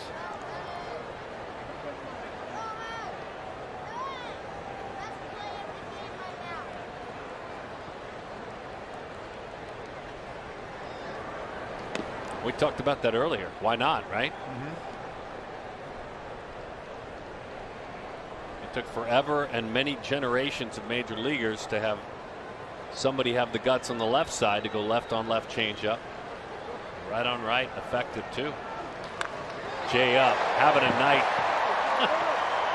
against another one of his old clubs. He beat up the Diamondbacks recent weekend, and now he takes on the Tigers, and he played a bunch of games as a Tiger. That's for you, son. That's a little Ricky Upton. Double, walk, and a single, and a run scored. That's one tonight. Yes. One Ricky Upton, if you're keeping count. And thank you, Joe Madden, for that one.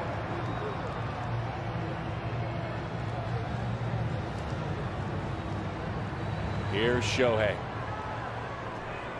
Struck out, fly to center field. The weapon of choice against Ohtani has been the changeup, correct? Yes.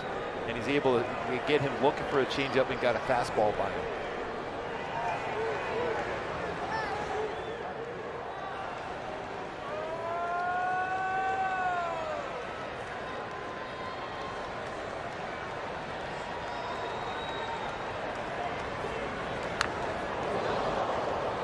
In with a sinking fastball. The only thing that Uranus wants to have him extend his hands on is a changeup. He has no interest in, I mean, unless it's literally in the other batter's box, throwing him a fastball out of it.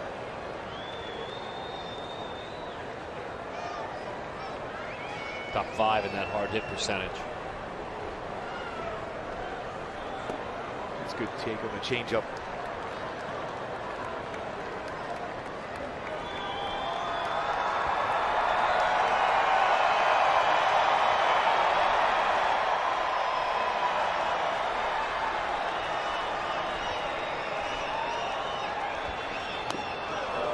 Back changeups.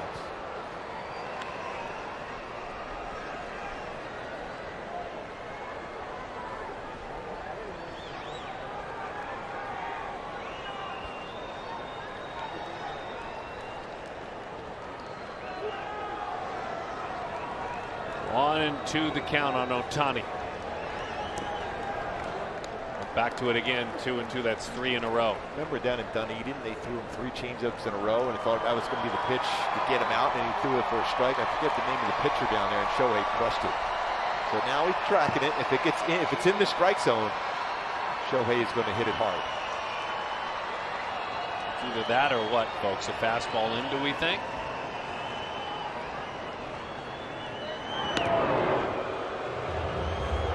Haas flashed that glove up. That was just for effect. Okay.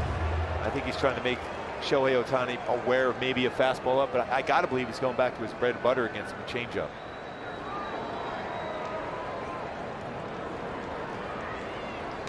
It was. He just got a piece of it.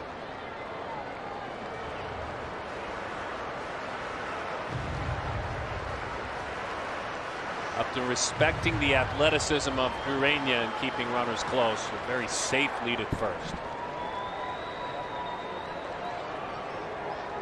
Vlad Guerrero with 22, Tatis with 22, Ohtani with 19, Olsen with 19, Matt Olsen, home runs. Major league leaders.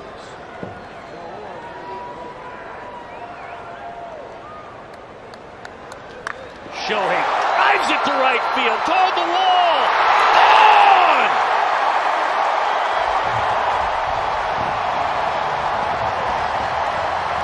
What'd you say about 20? What a rocket. He went with a fastball. Shohei, by the way, took about 2 seconds running around the bases. That was a rocket he hits out. Shohei to money. 20, 38 extra base hits for Shohei Ohtani. Oh, by the way, he picked up a W last night going 6 innings on the mound, and he rockets his fastball. How quick those hands were. After 4 straight changeups.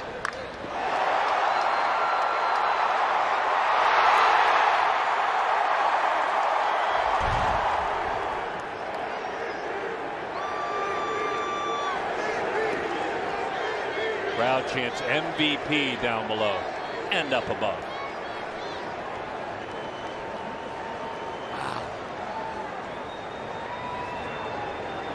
You've seen everything from him. You haven't seen everything from him. Now, it's amazing what he is doing. I lost my mind for a minute when it occurred. Was that white or was that off the plate in? Did that get enough of the plate? Did that? Yeah, it was on the plate. Okay. Yeah, he's showing how he's able to get that barrel of the bat out so quickly. Ipe is smiling. As well, we all are. Pitch is inside.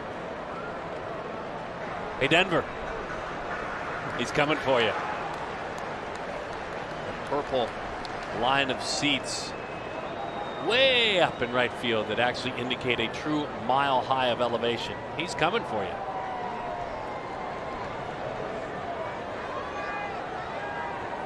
Ponds and lakes they have beyond the center field wall. He's coming for you. Home run derby. Inside. Real nice bat again by Taylor. We're taking that walk. And take a ride on this one. This is absolutely a lightning train from one destination to another.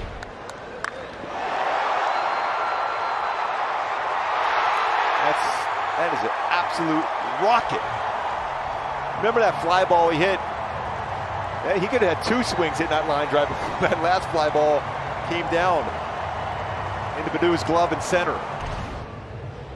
It snuck right over the scoreboard out there. The LED board, I mean, it snuck right over that and just in front of the row of seats. I'm surprised it just didn't take out the right field bleachers once it went over.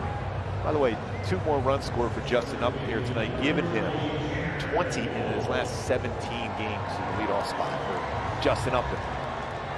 A lot of fun to be able to run around the bases after that rocket by Ohtani. Funny, I find myself really talking on base percentage, and always will, but I love when you remind us about that. That's a counting stat with impact, right? I mean, runs scored. Now, it's out of his hands, except for the fact you have to get on to score, right? On base 3 times, double, walk, and single, scored twice already tonight.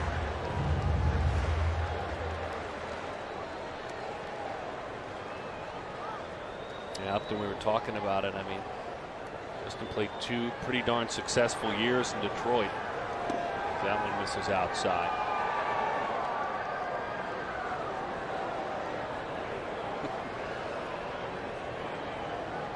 That ball of Shohei Ohtani's home run, from bat crack to sailing over the wall, 2.7 seconds.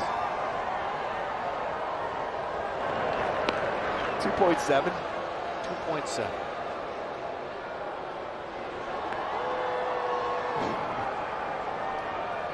Ready? Here we go. Now. Gone. Grab the old phone. Use the stopwatch. 1-0. That one driven to right field. Get out your stopwatch. Get out your measuring tape. Out of here.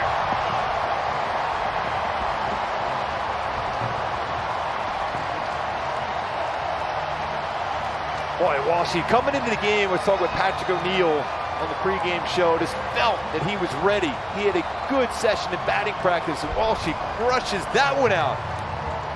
3 home runs in the inning, all 3 by lefties, off a pitcher that doesn't give up home runs. That's how impressive this inning has been in this game for the Angels. Wow, Walshy crushes it. Number 16. That is a changeup. He's one of the best in the game as far as crushing off-speed pitches. There's a party at the ballpark. Oh my goodness. Joe, did you bring the chips?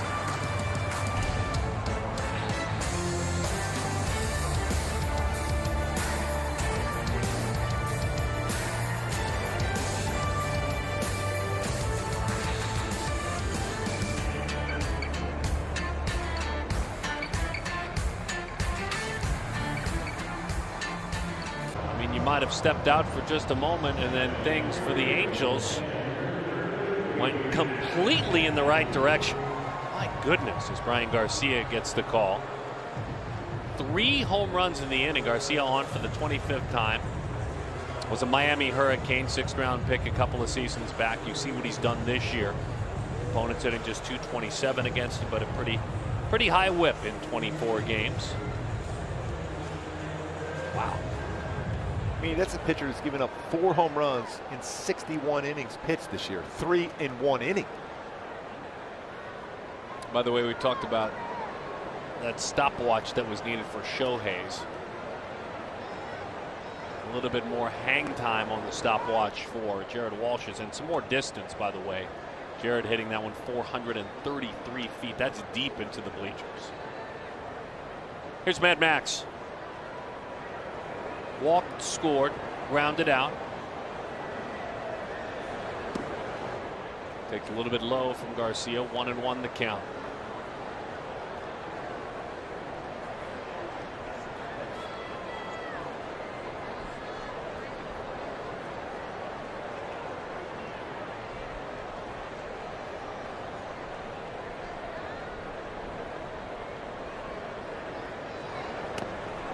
Good take on a changeup. It fluttered right through, in and out of the zone.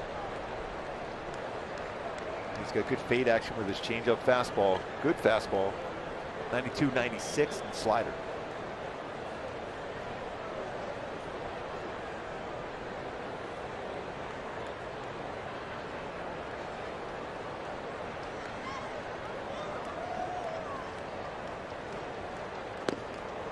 There's that slider you spoke of on 2-1, 2-2 the count.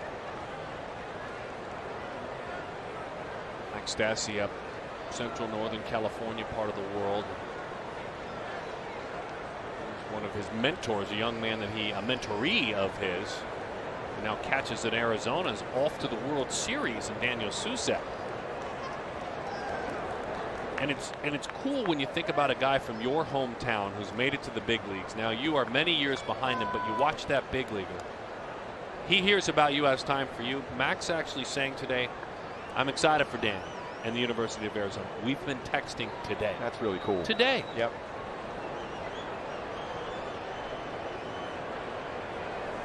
Freshman All-American catcher, major league catcher.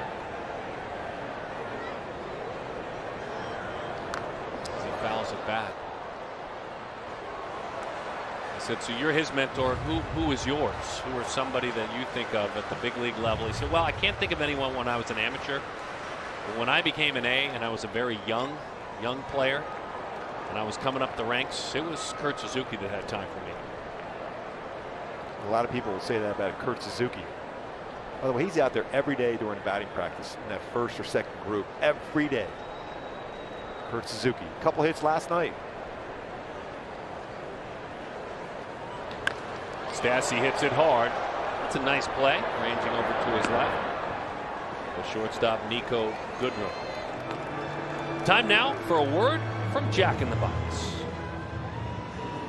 With triple the beef, triple the cheese, and triple the bacon, my $6.99 triple bacon cheesy jack combo, only at Jack in the Box. Iglesias is 0 for 2. A 5-run bottom half of the 5th inning at the Yard tonight.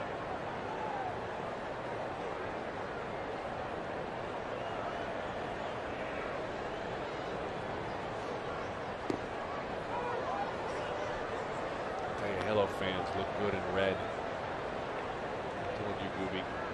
Getting back into this routine of calling games every day. I don't know that I recall a set of fans that in their own ballpark rep the gear better than Angels fans.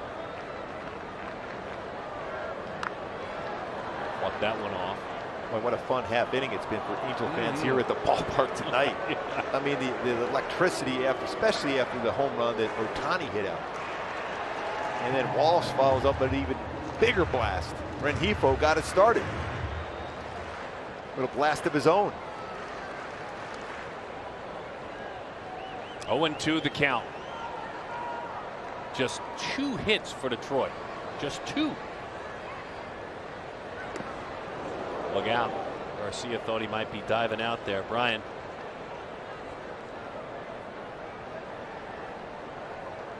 When he has inherited messy base pads, has done a nice job.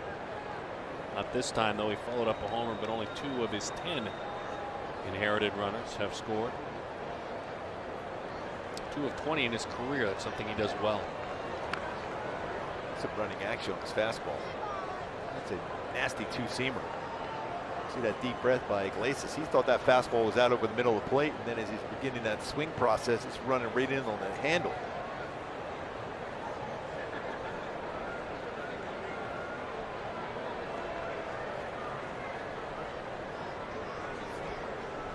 A lot of room in left center field should he pull the baseball toward the alley.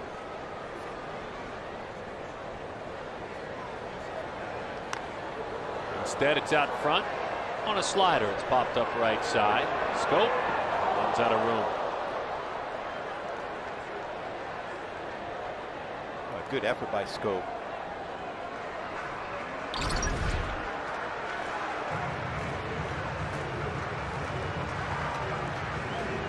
Tracking that all the way and then hits short wall.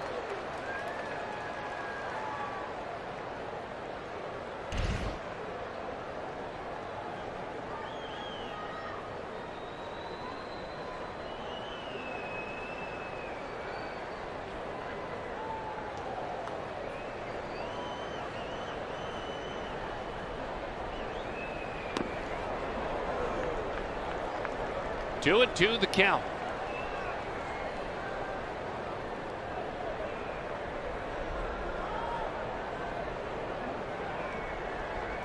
.558 games as a Tiger for Jose.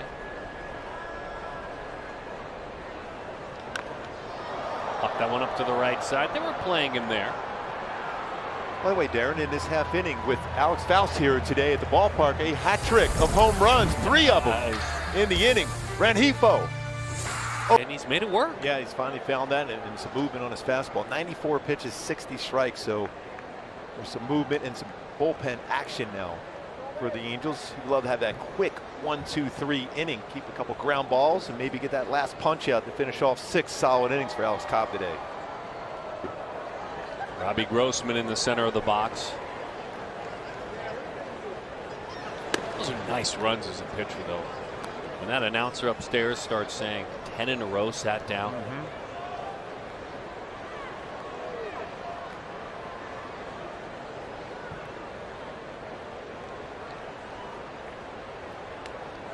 Inside.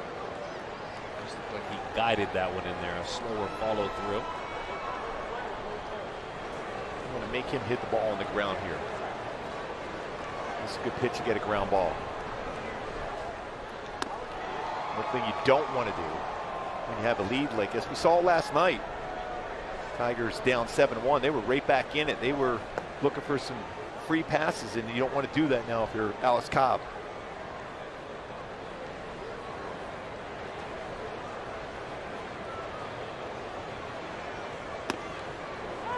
Was that one right down the middle. Born in Boston, Alex in 1987, was a Floridian though by the time he was in high school. Vero Beach High School. Yes, that Vero Beach, spring training site for so many years, and was Tampa's 4th round pick. Remember, he was a bat boy down there at Dodgertown at Vero Beach for a lot of years.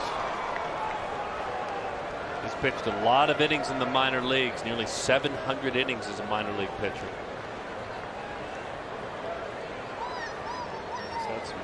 Really special moments in the major leagues. Lifted left field. Jay up is eyeing it, backtracking, puts it into his glove. 11 in a row sat down.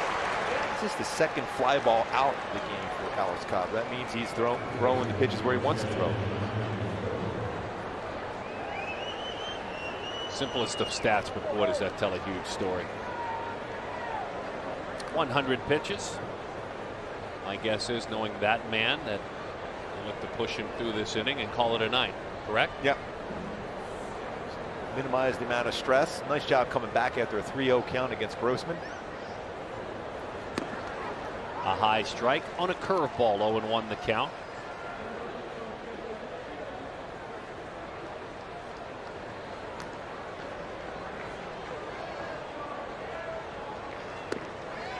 In.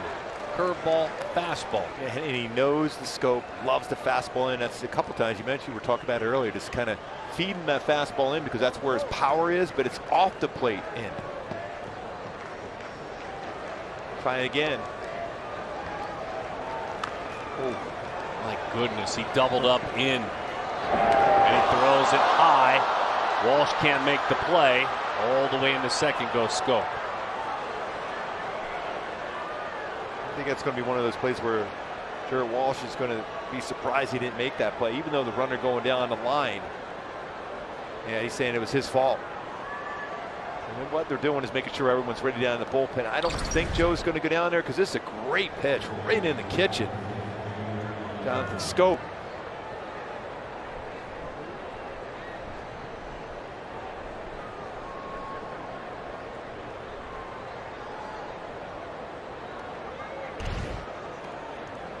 When you watch the replay, folks, you can see why maybe it didn't come together. The throws sailed up and away, base runners coming in at the same time.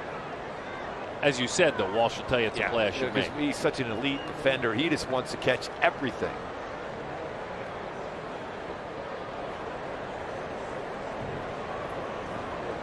In the next breath, I'm guessing Alex is saying internally, I could have made a better throw. Yeah, oh, definitely could have. And he's a really good fielding pitcher. He's always landing in good fielding position. Got behind that one under control.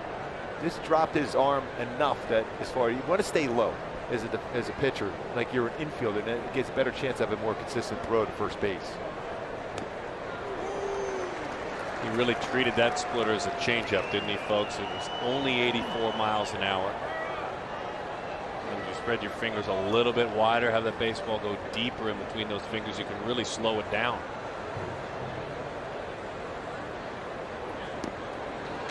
Wow, heavy. It's hard for me to think about a pitcher with that pitch getting it to do that. That almost looked like a right-handed curveball. It's all about just the slight variation in the wrist in his delivery. That's a splitter that ends up being almost like a cut pitch. Not a cut fastball, but a cutter action on a splitter. I don't think that necessarily is by design, because he didn't stay on top of the baseball as well as normal, but still very effective. Even if you make contact, you're going to pull a foul. 36 split-fingered fastballs tonight. 37's in the dirt. 2-2 the count. Actually scored that one, an error on Walsh. Officially.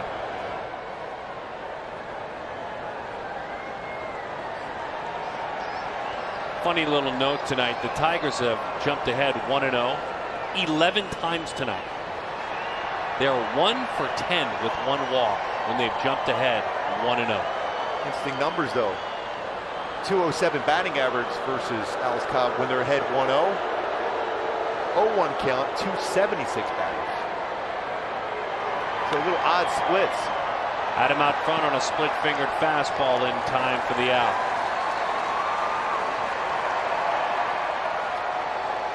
Been a good night for that man all night long. This may be his final hitter. Well, even when he gets underneath that splitter, it's still been effective. He's getting hitters a look for off speed. He gets the express, uses fastball very effectively tonight. He uses knuckle curve. He's mixed and matched all his pitches tonight, including a pretty good fastball between 92 and 94. His bread and butter, the thing.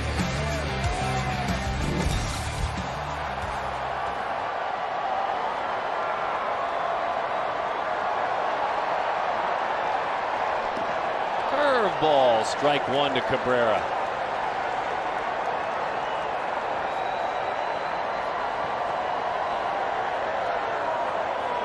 Crowd having fun rolling around this yard.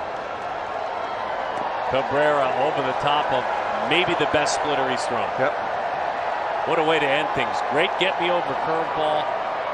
Literally an anvil splitter. Yeah, to stay within yourself, make your best pitch right now. Run a fastball up. Went back to the splitter. It's driven toward right field. Has Ward tracking toward the wall. Up against it. It's high. Nearly got over that yellow line. And it's 2 bags for Cabrera. Sped up his bat with a splitter that stayed out over the plate. Joe's top step, by the way, folks. Joe is top step. That may be it.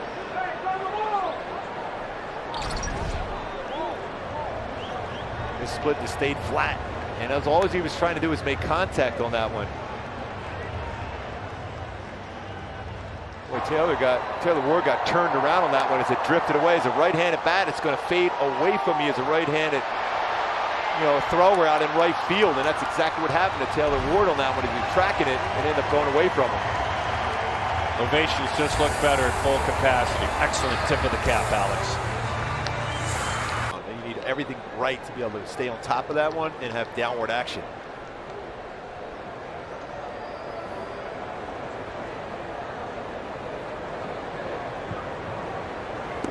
Oh my. 0-2 the count on Haas.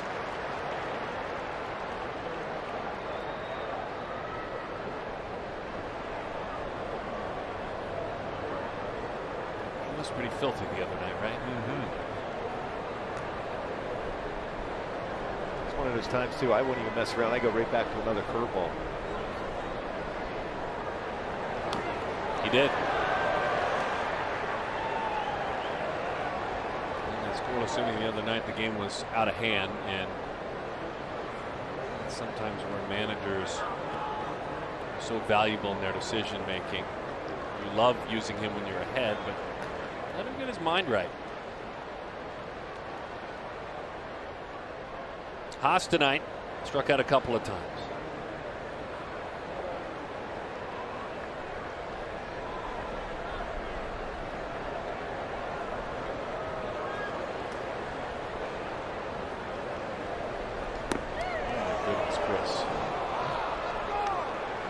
Yeah, that's 96. That's just a little bit off the plate.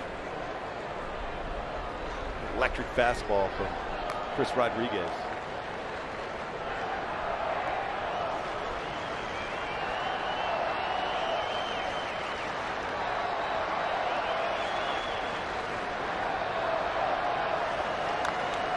On the breaking ball, but not squared up.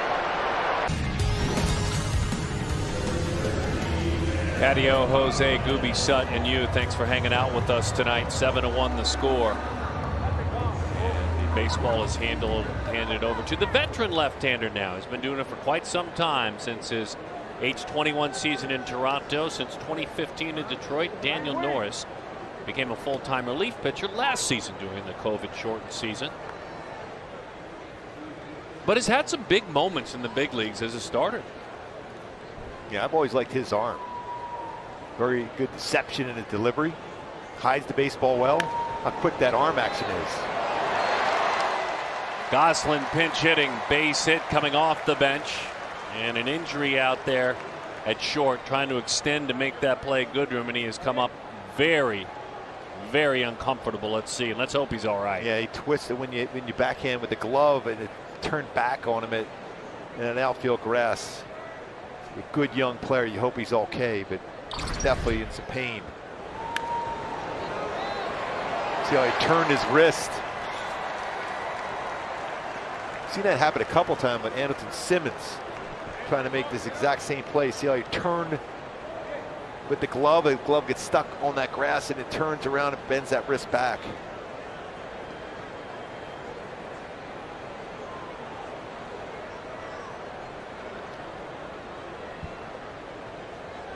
Oh boy, you could tell that was uncomfortable.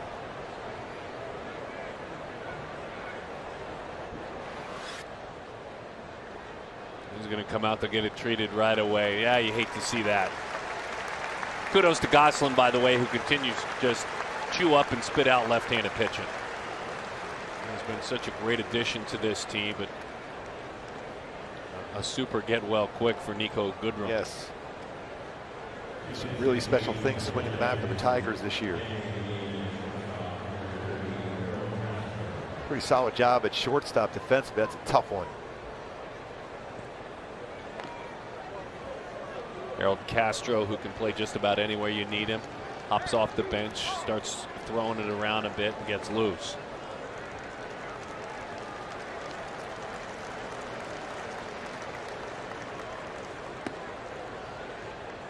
It's funny with some bad injury luck. Certainly Mike Trout goes down and has been down for a while, but we've seen Anthony Rendon kind of bounce in and out of some pretty bad injury luck, and you find yourself saying something very simple. This team hovers around 500 in part because of Phil Gosselin. Yeah, and he's crushed left-handed pitching.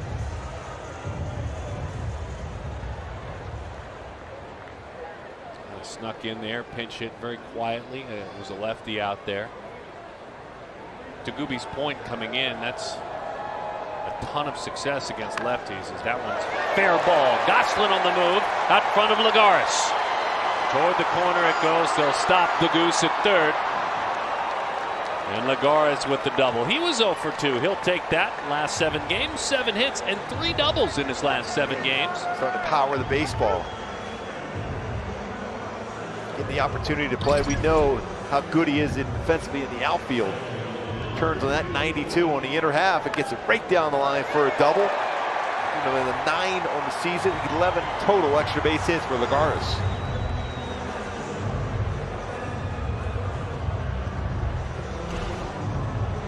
Lagares at second, Gosselin at third. To finish the thought on Gosselin, you see him there, bottom shot. Against lefties this year, this is kind of laughable. He's 16 of 35.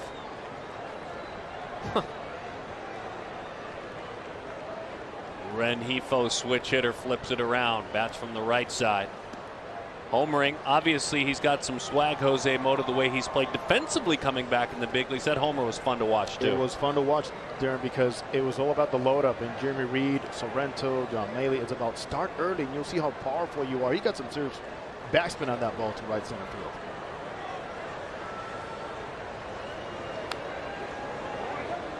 Take a look at this. As he loads up, there has to be a slight pause there. See that? No hesitation. Time to catch up with a baseball spin velocity and separation.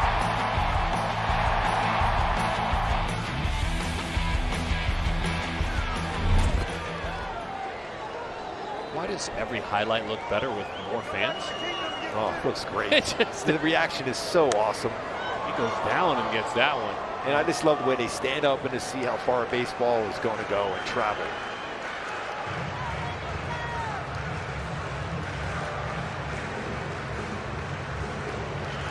I'll push you a little bit deeper, Jose. What do you have for me? Righty, lefty, switch hitter, Rengifo. There really isn't much to see in the big leagues this year. What's his stronger side? Right side more consistent because his load up is much simpler. In fact, last year he went to hit right-handed against certain right-handed pitchers. Towards the end of last season. You can't sneak one by Jose Mota, folks. Seriously. You got to pay attention, man. Got to survive. 2-2 the count. I recall that game because I was serving as a reporter, and I noticed that when he started the game, batting left-handed, then for Joe Madden's suggestion in VP, he approached the righty and went up the middle for a base hit, righty on righty. And there was talk actually in the offseason, maybe bringing him back to hitting only from the right side. And I'm glad they threw that in the trash. Yeah, the key always for Luis Rengifo is lay off that breaker ball down and in, both right-handed and left-handed. Swinging. Rolls that one foul off to the right side. He's one of those guys too, Darren, that you hope that a home run does not sidetrack him. I think you know what I'm saying. He's got to go out there and stay with his game, which is line drive and speed. He needs to be a speed guy to have a future in the big leagues, not a fly ball guy. 2-2 the count. Infield drawn in, all the way in right side. On the left side, about halfway in.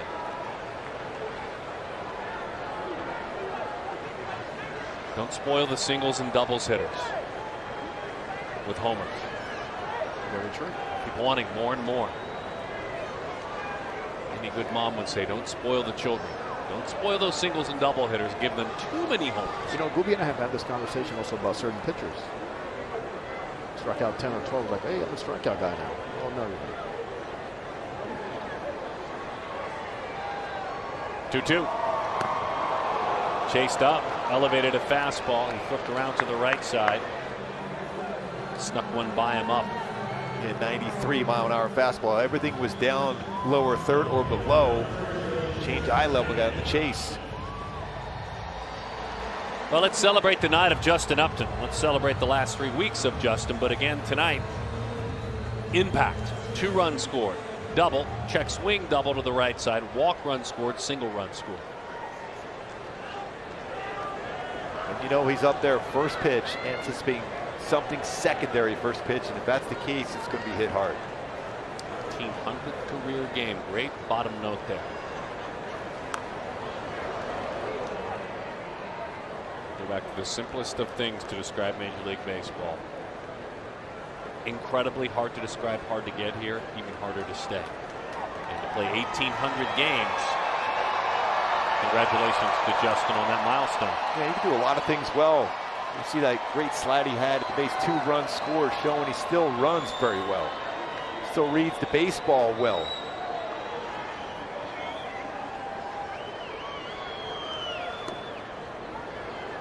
And he read that pitch off the plate, and it was off the plate. Hasn't been many pitches missed by Ryan Blackney behind the plate tonight, but that one was not a strike. He's been very consistent calling balls and strikes.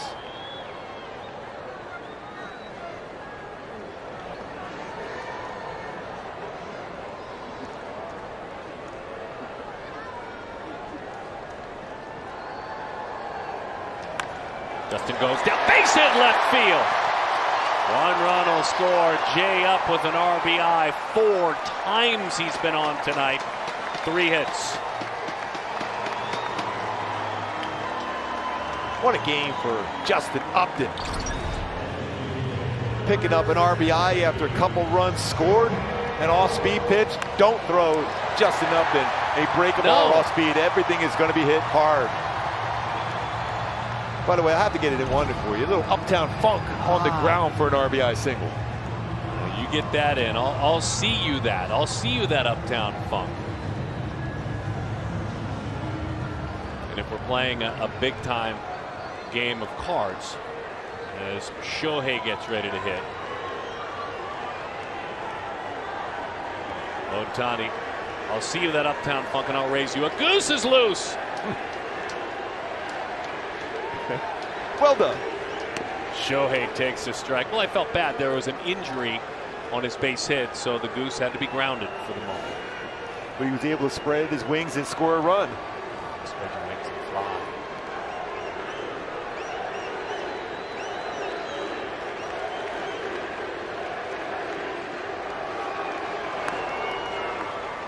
One and one the count, 8-1 the score. Pretty cool here in the chance in the ballpark here at the Big A. MVP.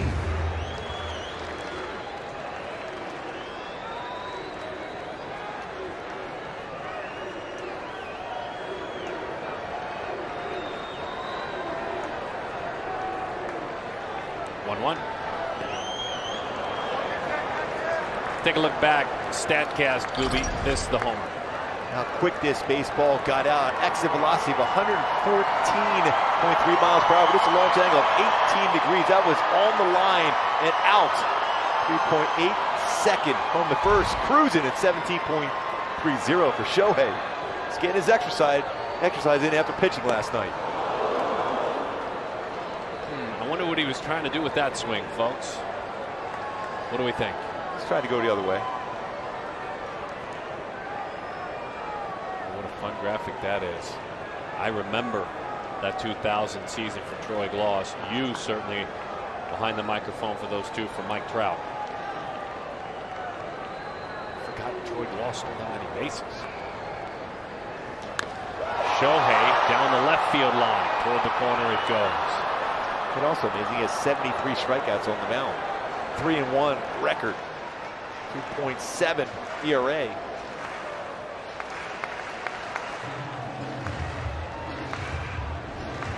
Almost every time he puts any ball in the air, everyone comes out of their seats.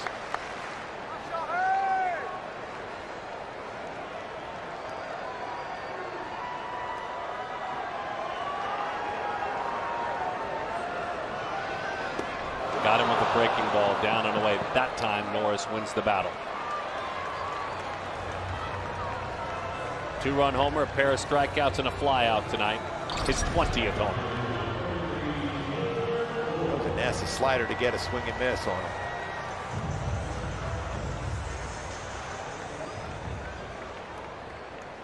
Like all he was trying to do on that was just try to punch that to left. He knew that was a pretty good pitch. It was going to be a strike.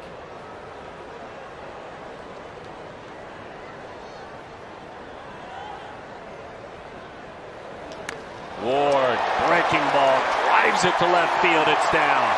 Lagares scores. Here comes Upton, getting his sprints in. 2 RBIs for Ward. The party is really on at the Big A. Now 27 RBIs, 7 doubles this year for Taylor Ward.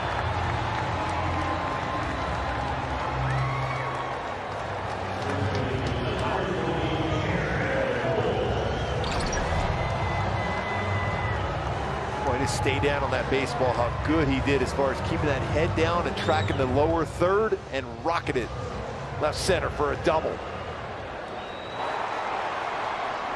3 runs scored for Justin Upton tonight.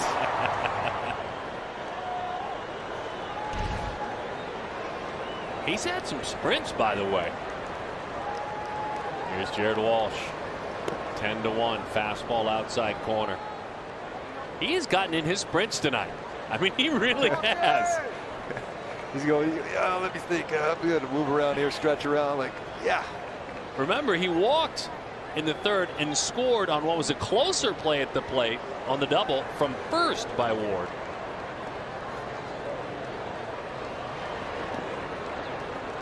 Ward making him work.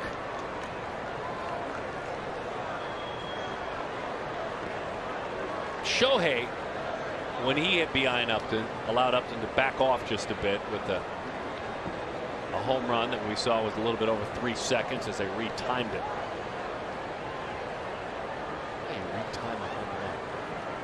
I liked your original timing on that one. It felt right. Walsh hovers the line toward that foul pole.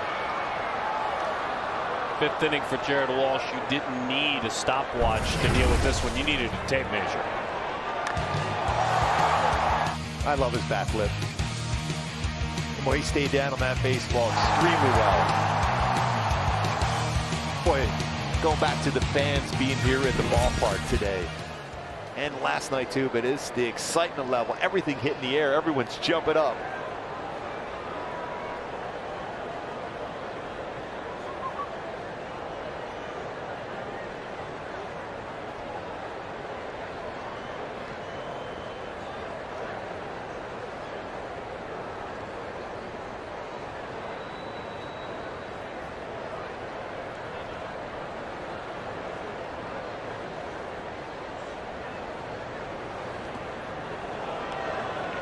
Haas doing a nice job keeping it out front. Bottom half of inning number 6. This was a 2-0 game to the bottom half of the 5th.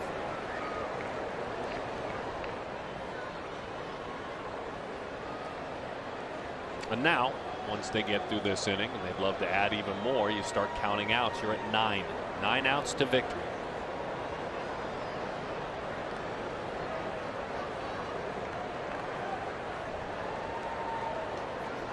And again, moving back to 500. That one's in the dirt. You kind of gave it away in your trip to the Bay Area, but any team that's maybe destined to play meaningful games in August and September, got to beat the teams you're supposed to beat. And a good bounce back too, because you look at that series up in Oakland, you could have won all 3 games. But credit Oakland for their big innings late in the game. That 6th inning, just every night up in Oakland was a difference, but the Angels had a chance every single night.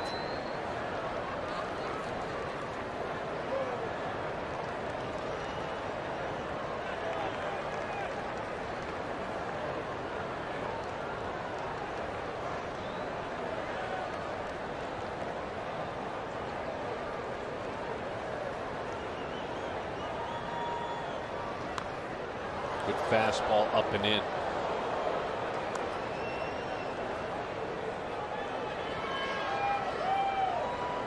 Patrick Sandoval tomorrow. Willie Peralta if you make your way out. First pitch 7:07. Make plans. Hop online, angels.com. Grab your tickets. Come on out. Let's fill this place up. Patrick's just become this year a treat to watch pitch. Single game, more swings and misses than anybody in the game. Broke his bat. That's a roller to the right side. Scope. Little flip. More offense added on. 3 more runs. Angels +9.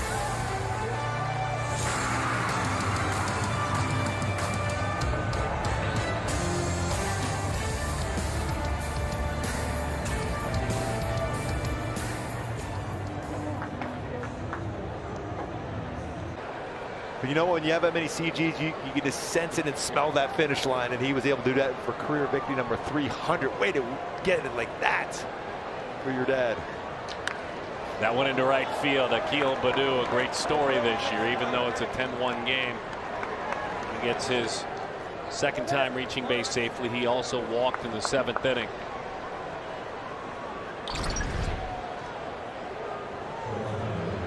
Kind of a flat fastball from Chris Rodriguez, and he jumps on it. By the way, the batter in the highlight was Gary Ward, a name many of you older baseball fans remember for strike 3. The game took 2 hours and 13 minutes to play.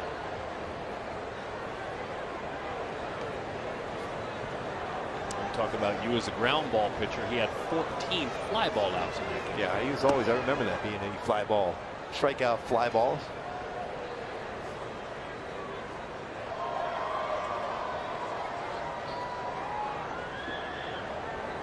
Harold Castro came on. No word on Goodrum as of yet. Injured his wrist diving for a baseball at short. 1-1 the count.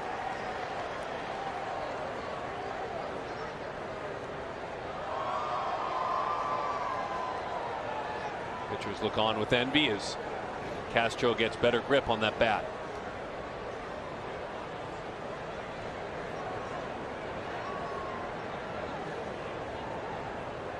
He's got it, and he's ready to roll.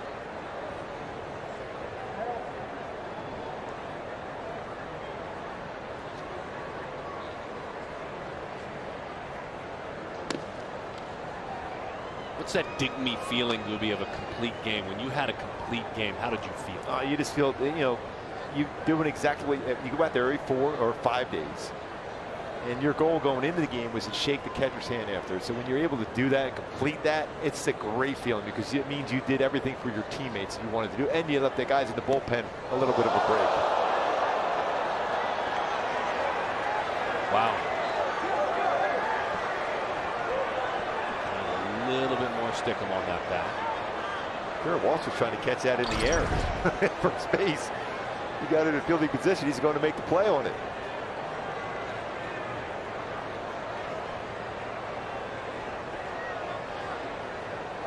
He felt it coming. I mean, he really was concerned about grip. He's going to a spray now. Pitchers are just beyond guns. Yes. Just cans of things, rags of tar and sticks that are sticky. 2-2 the count.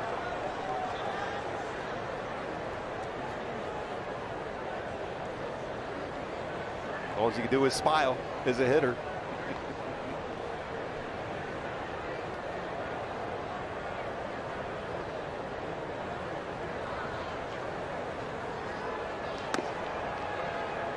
Meantime, this gifted young arm misses outside. 3-2 the count.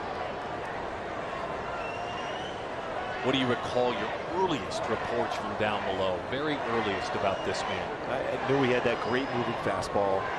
Get up there at 98, 99. Great changeup too, and a good feel for his curveball and developing slider. That's a sinker, folks. 96.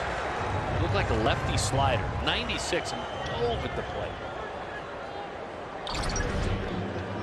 That's that two-seamer. He's going to be a ground ball type pitcher, even though that he's got electric stuff. He's going to get a majority of his strikeouts with his curveball and his changeup because there's going to be contact made most times with his fastball. It's a great shot there. That lead arm with the glove and the separation. And it's a good distraction for a hitter too, because you're seeing that glove and the arm, and then the baseball's on you. Omar Mazzara. So we're here with Rodriguez. Let me hypothesize and do it. If you were to picture him July next year, maybe he's in the starting rotation. What needs to happen in his evolution? Just think quicker outs, because he's a high max guy, and that means he's going to throw everything he has every pitch. It's going to be difficult for him to get to that 110, 115 pitch plateau. That means it's going to be more difficult to get in that 7th inning for him. So if he just thinks with that sink on his fastball, hey, look for some soft contact first or second pitch, and then when you're ahead, or if there's a guy in scoring position, then you use that electric running fastball and curveball. But he has 4 quality pitches right now that has a chance to be a great major league starter. It's going to be fun to watch, folks, over the next year or so. A little bit high. 1-2 the count.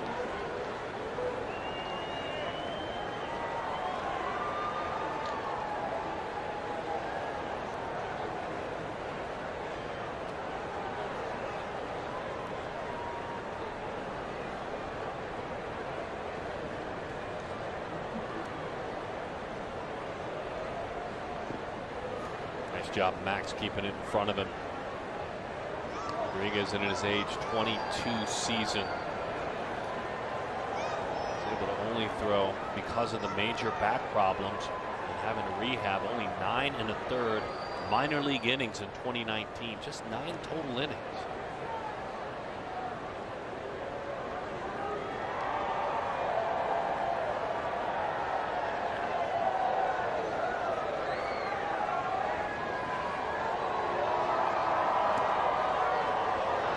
In 3-2.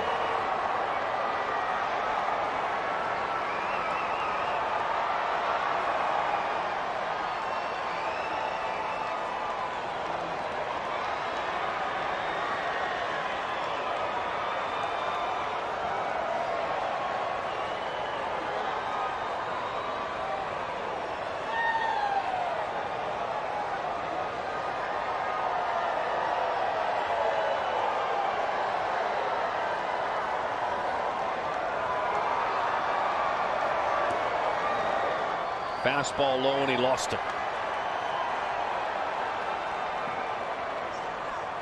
So if I'm to hear what you're saying, it's embrace pitching to contact a little bit. Yeah, because especially when you have a power sinker, it's very difficult to get a lot of swing and misses with the pitch. So think towards the end of the bat or on the handle of the bat. Those batters, they can hit a fastball, and especially one in that lower third. Or below that, they're going to put the ball in play. Generally, it's going to be on the ground, and embrace that and embrace your defense behind you. It's funny how quickly he evolved as a young player. Remember, 4th round pick in 2016 out of high school in Florida, South Florida, Monsignor Edward Pace. Tony Duff and his coach there. As that breaking ball's a little bit low, but you watched the journey up to 2016. He was scouted at an event in 12 in which he was throwing 68 miles an hour. An event in 14 in which he was throwing 83 miles an hour. Then an event in 15 going for a travel team called the Royal Scout Team, in which he was throwing 92 miles an hour. So evolving. The gifts that he got from above started to show themselves. Getting stronger too, and the more he pitches, the better he's going to be as far as his feel for all of his pitches, and getting stronger as far as his shoulder. A little bit of a setback with his shoulder this year, went on the IL for that. That's a good, quick talk by Max Stassi out there on the mound with the youngster.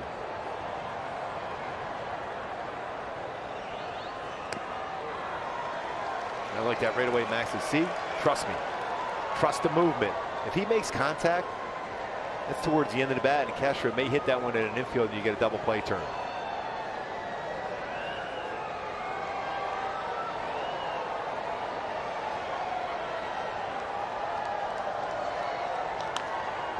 Rolled foul. Let's take a quick pause for a word from Hyundai. Up to 3 years of complimentary maintenance. It's yours on every new Hyundai.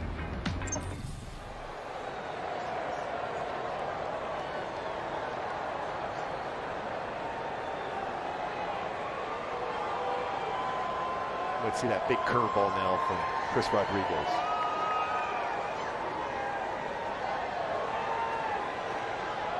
Couple of runners on, 1-2 the count.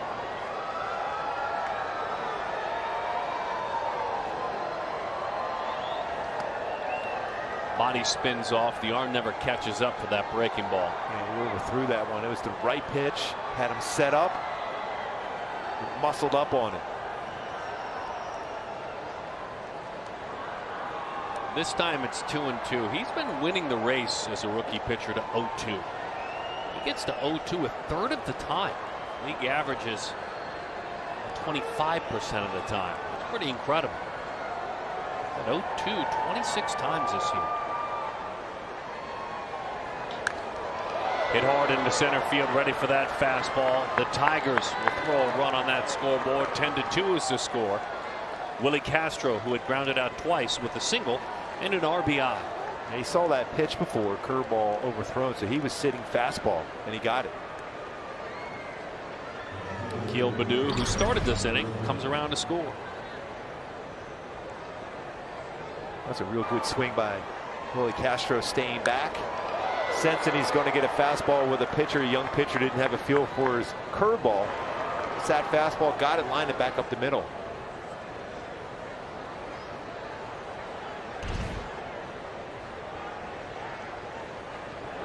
Big shift to pull defensively for Robbie Grossman, who sees a breaking ball. Dip and dive, 0-1.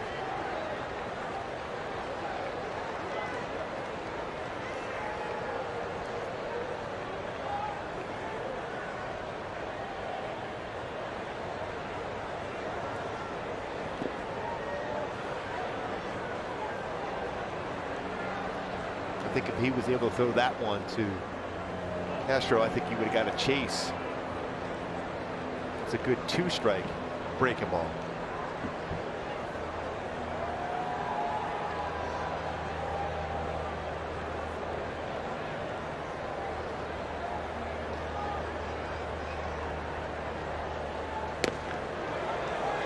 Unbelievable pitch, 1-2. Mike Myers begins to warm in the bullpen.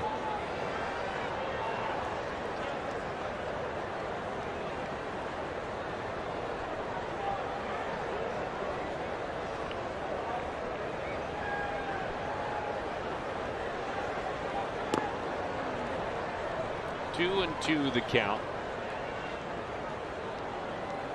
This appears to be, once there was traffic out there, kind of seeking that strikeout hardcore. Little dip in his velocity. You see a lot of 97, 98, around 95, 96. Working up a good lather out there. You see the sweat run down his face. 2-2. Making him work. 27 pitches for the right-hander. Now in his limited time this year, he's just getting his feet wet in the big leagues, but with no one on base, the opponent's OPS is .595, crazy low. And with runners on base, it's .623, crazy low. So it's not as if we see a history of him trying to do too much with runners on. Rolled out to Walsh. There's one. Back to first. Not in time.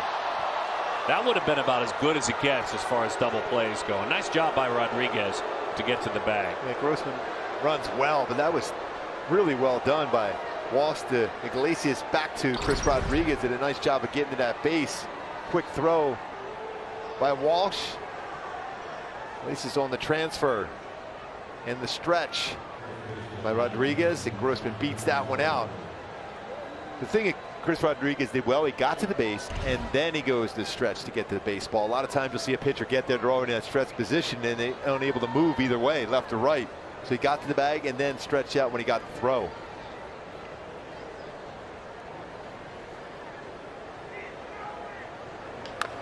Scope, bouncing ball, sends Iglesias back on it. Lays it right at his cap bill, fires it over to Rengifo for the out. Tonight's 7th inning stretch is brought to you by Ford and the fully electric F-150. Let us all take a look at it together.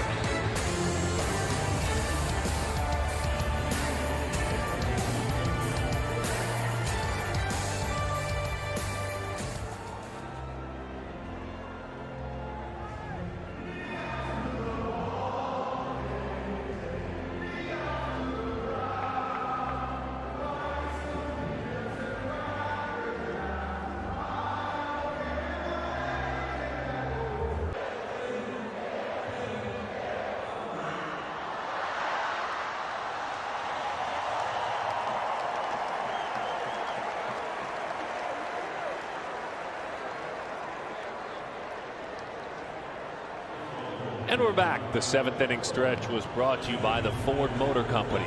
Built Ford proud. Say that in Michigan, certainly. It's an Angels kind of night if you're just joining us. 10-2 is the score. Call to the bullpen, answered by Buck Farmer. Conyers, Georgia native, right-hander. Working last night, inning and 2/3 shutout. A couple of strikeouts in that outing.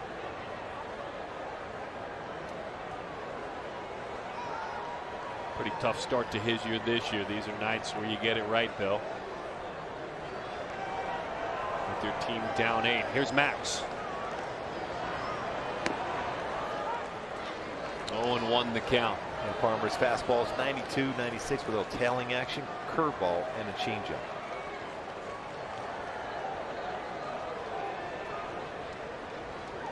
Georgia Tech, his journey. 5th round pick, Tigers 2013.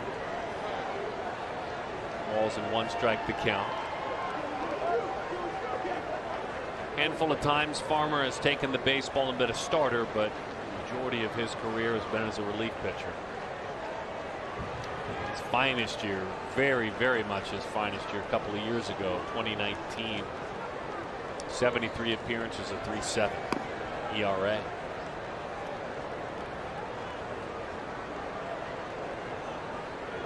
So you've looked at the swing of Max, and it's had a ton of results since he's come back healthy. Walked and scored tonight.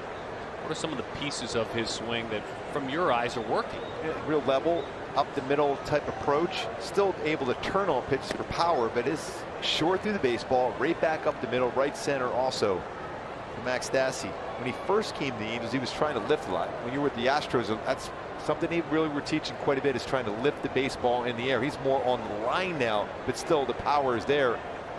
If he gets a pitch, it's a mistake pitch.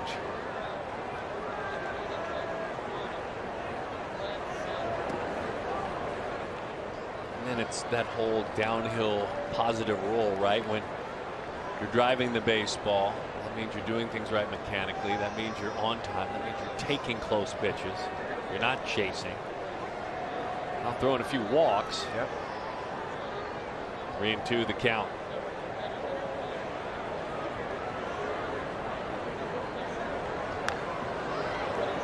He's thinking right center. Sit back there and line it.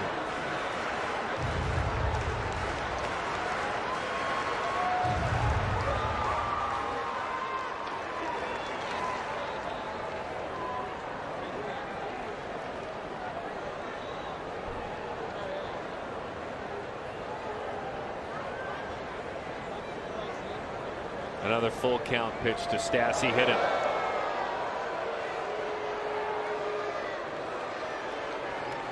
That was a changeup, by the way, just to understand what occurred there. A changeup that just never got there. Tried to throw it too much. He just tried to turn that one over to have sink action in. And his wrist is level, and it's going to have that flat lateral run to it, and it hits him right on the tricep.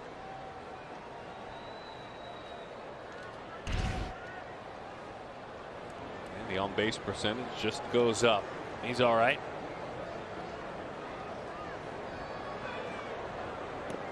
It was still one of the best lines we read. Jarrett Walsh that one time, his lips saying, hey, good for my on-base percentage. That one time he got hit by a pitch. As long as you're standing upright and all your teeth are still in your mouth, you can say that. And your legs are still under you.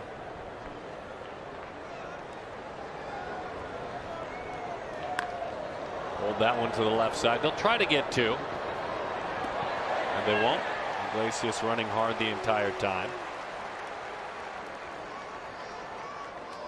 This week we're participating in the home run challenge. Every home run in this game raises money for prostate cancer research. So far, $434,000 have been raised in the challenge. You can make a pledge by going to homerunchallenge.org. Again, homerunchallenge.org. 3 in 1 inning for the Halos. 3 lefties going yard. Homering for Dad. Here's Gosselin. 0-1 the count. Called off the bench, stayed in the game, singled against the lefty. I gave you those crazy numbers against left-handers. It almost feels mandatory for Joe Madden that if you have numbers like he has, you have to pitch hit it. It's a weapon you have to use.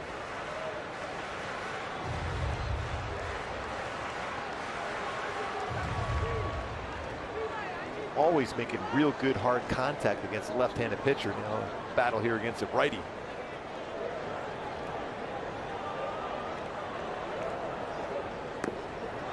Waves at that pitch, down and away.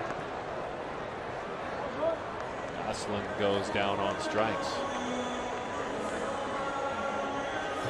Numbers reverse a little bit against righties. batted average right around 200, 205, as we told you, against lefties. Now 16 of 35. Here's Juan Lagares.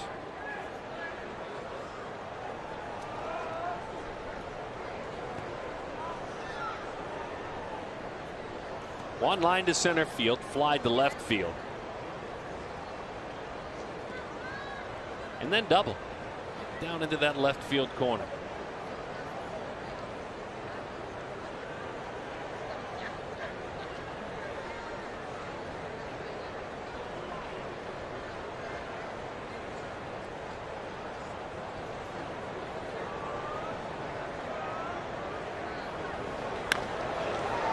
On the backhand, slick fielding it short.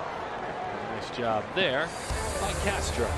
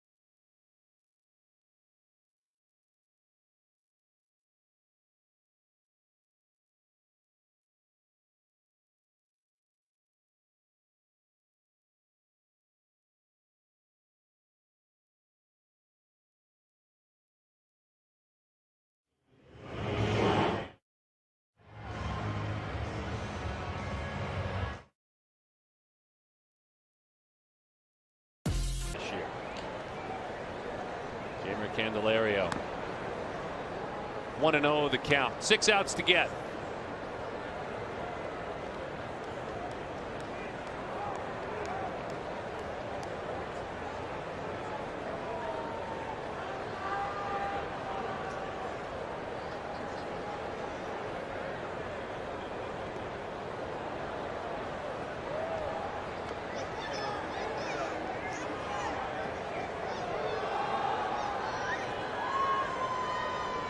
Really come down to the feel for his secondary pitch, whether it's his splitter or his breaking ball.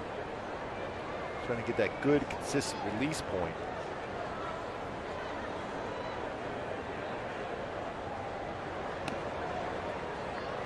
(3-0) the count.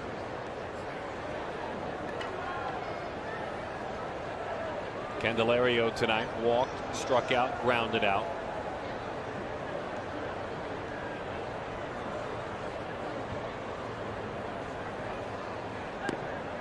An interesting hitter. When he goes 1-0, when he jumps ahead, Candelario 1-0, you think, okay, there goes that batting average. Well, it's only 227 when he jumps ahead 1-0. If the at bat goes that way, but the on base is 396. It's almost as if he buckles down, and you're really going to have to earn it. Like that.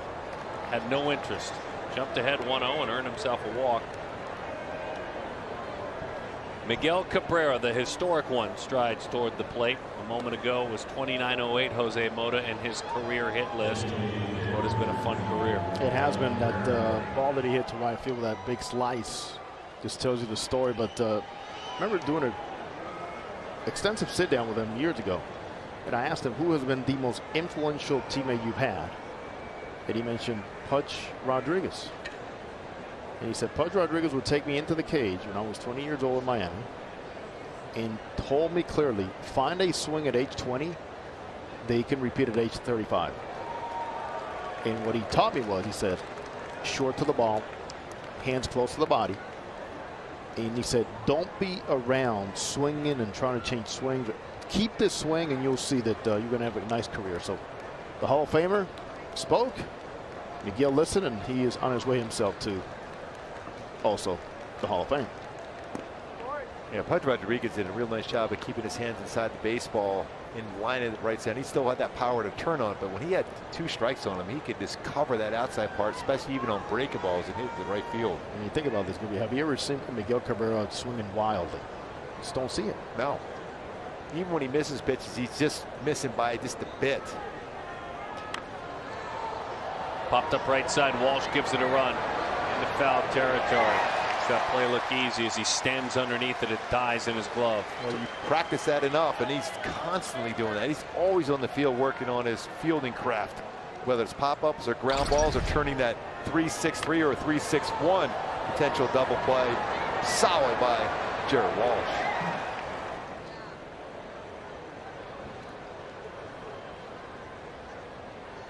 Made it look easy. So going back to that, Darren, you know, how about Jared Walsh in terms of changing his career around and changing his approach? When he told me last year, he goes, Albert Pujols, Mike Trout, watching them and talking to them is what got me to understand more and more what the short approach is all about. The minimizing movement. As we talk about the connection, obviously, between Miguel Cabrera and Pudge Rodriguez. Teammates, man, they matter a whole lot, especially early in your career. You have to choose to watch and watch with humility, right? And then you have to be able to engage and ask questions, because not all of us can replicate what we see. And kudos to Walsh for doing that.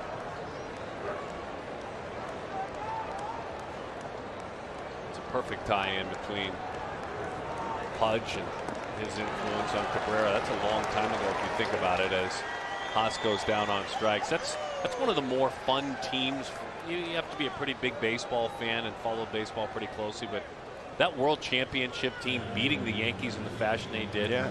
And you look back, you think of Pudge, okay, where was Pudge if you do the math in your head? He still was only 31 on that team. Yeah, just a great leader. Is that Josh Beckett in that game? What did he pitch on, what, 3-day rest to finish off the Yankees? Beckett had a really solid career himself.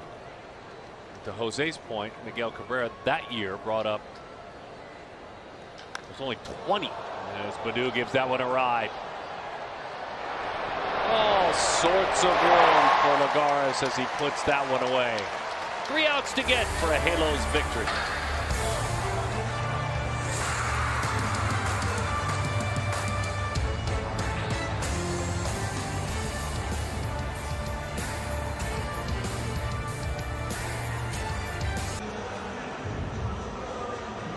Jimenez.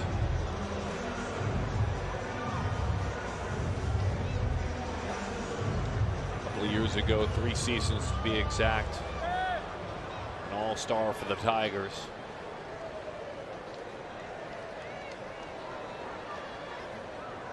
Get some work in against Rengifo. Pours it over the outside corner for a strike. 92, 97 slider changeup. Likes his changeup to lefties.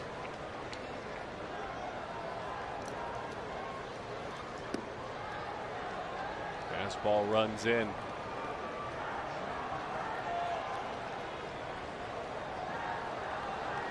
Sunday, Casey Mize is on the mound. 1-1 a couple of years ago in the draft. 1 overall pick of the Tigers. Dylan Bundy against Casey Mize.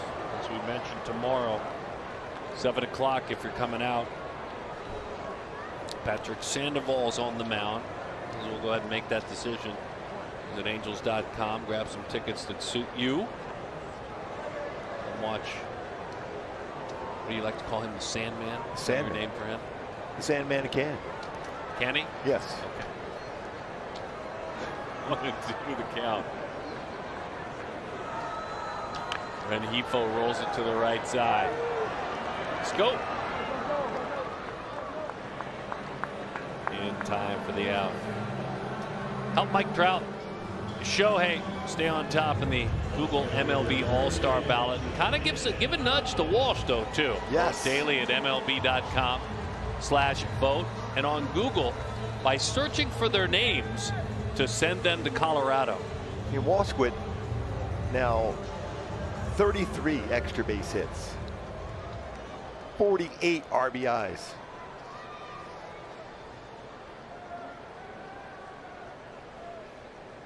Shohei Ohtani, of course, announcing he's going to the home run derby. I think Justin was visited by some sort of an insect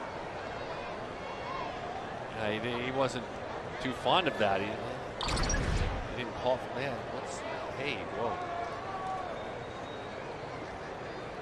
It's a moth going in. It literally landed. I think it landed on his face. Did I see that correctly?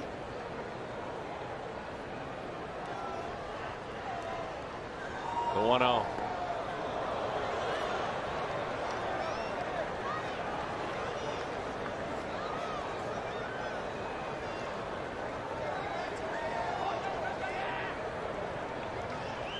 Justin had a moth land on his face. I was kind of thinking of Silence of the Lamb. I was a little nervous about that.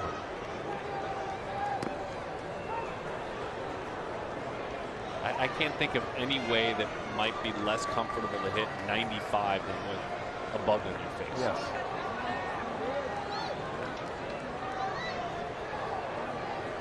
Of course, yes, another one. I understand that. Another bug.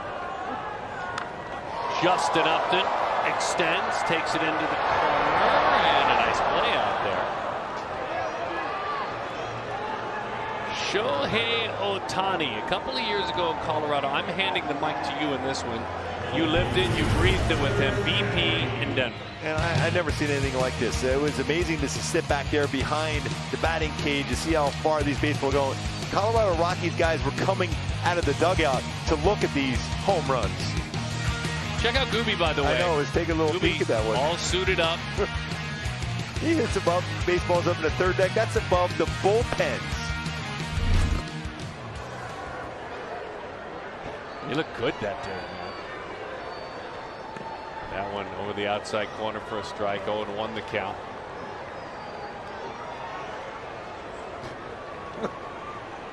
Wally Joyner in 86. Garrett Anderson in 03. Vlad Guerrero, home run derby champions.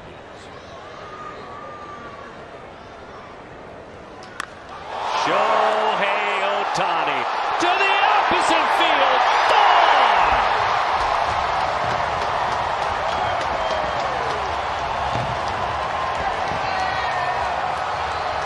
Number 21. I just love this reaction in the stands here at the Big A. Shohei Ohtani, when he comes to the plate, you expect some magic. Magic again. 6. 2 home runs today. A smart hitter. You always go stand by your hitting coach.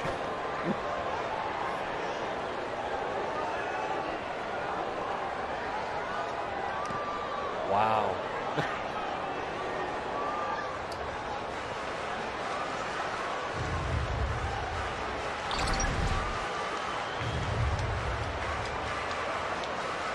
That's incredible. Opposite field power for Ohtani.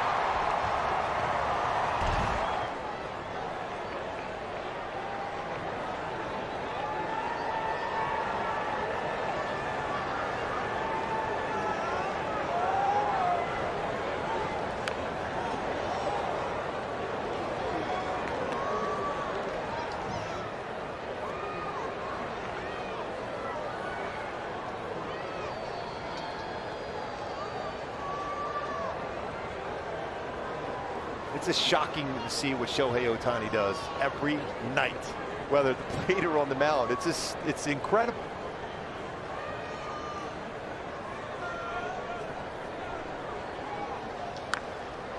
Ward fouls it off.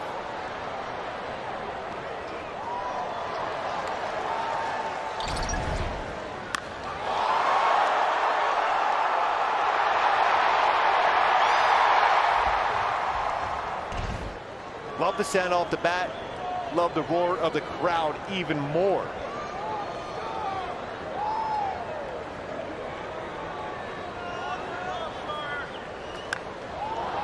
Ward tries to dump that one into center field. He does. On the backside of that, very important to point out, Taylor Ward has a 3-hit night with the walk, 4 times reaching safety. Continued successes in many ways are just as important as what Shohei's doing.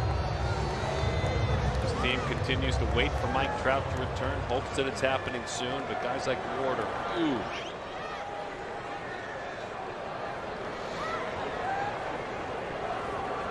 Here's Walsh. 2-run homer in the 5th inning.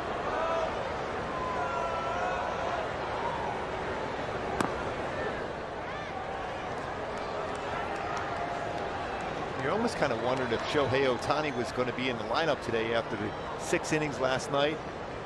You know, he had a dive for that bunt, cover first base on a ground ball, walked twice, was trying to steal a bag 3 different times in that same inning on foul balls by Taylor Ward. And yet he still comes out and does this tonight. A rocket home run to right center, a home run to left center.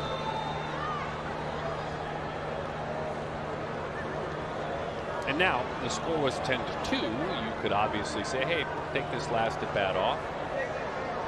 No, not Shohei. He wants to be out there for his teammates every night.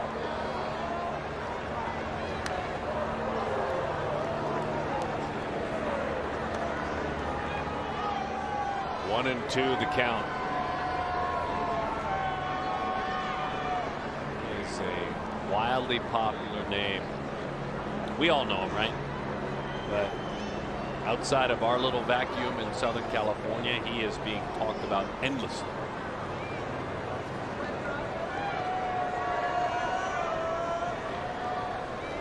I'm still going to go back to, you know how difficult it is to pitch again and throw like you did last night. Your legs, your back, your ribs, everything is sore. And then the very next day you're out there swinging a bat and dealing with 90+ mile-an-hour fastballs, secondary pitches, and you still manage to hit 2 home runs the very next day, where most starting pitchers are getting there running in the outfield and their exercises in. See why as his career evolved, Babe Ruth decided I'll just hit. Walsh went around on that breaking ball that time. Shohei Ohtani, home run number 21 in the season. A screamer to right, a screamer to left. 636, trailing only Tatis and Guerrero in slugging percentage on the season. But again, when we talk about this individual as a pitcher, he also has been spectacular this year. He's done them both.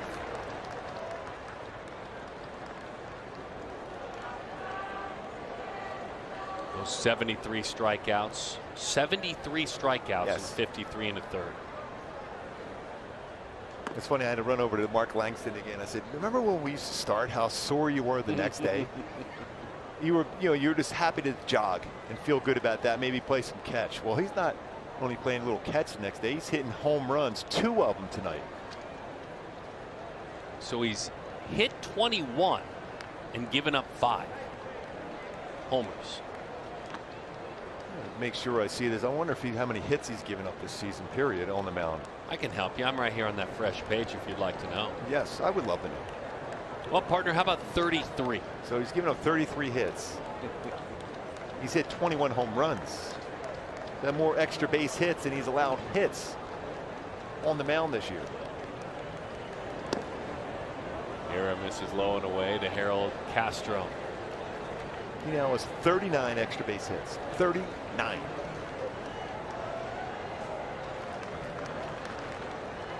The batting average higher than the ERA. That one sails up and away. 3-2 the count.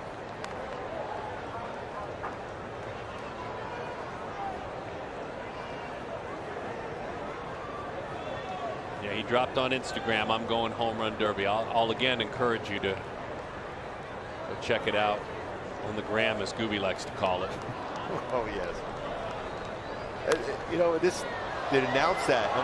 By the way, I'm going to be a participant in home run derby. Then you hit 2 home runs in the same game here tonight. I mean, it's just, and casually talk about, you know, the cut action on that pitch and what he's trying to do. And yeah, it's sinker, and the hit didn't quite sink. You know, I hit it about 430.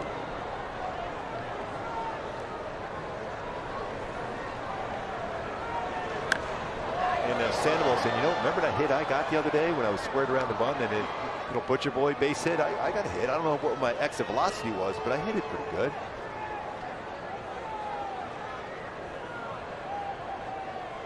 If I could get a little serious and dramatic, you're looking at 2 really important pieces to this team in different ways as pitchers. Yep. Those two dudes right there that are hanging out, smiling, having fun tonight. Huge keys for this team staying competitive this year and building in the next year. 3-2 the count.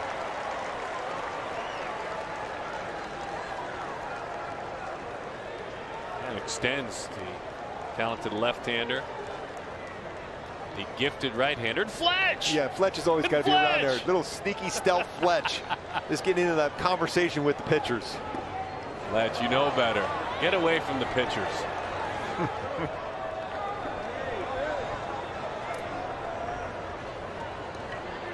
Back to my Hyundai key for the game tonight. Roll me away. Well, 4 home runs away against the Tigers tonight. Some power, some good productive swings, 11 runs. Balance throughout Upton, Ward, amongst all those other home runs by Shohei Ohtani, Rengifo, Walsh. Great balance in the lineup tonight.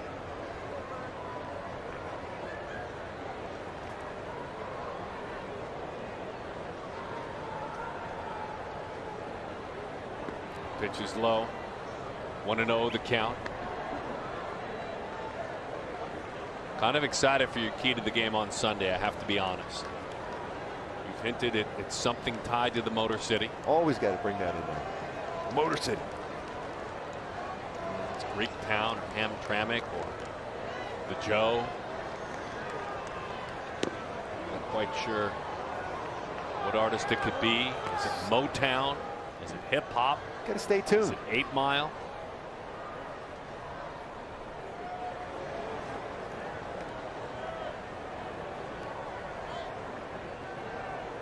Two and 0.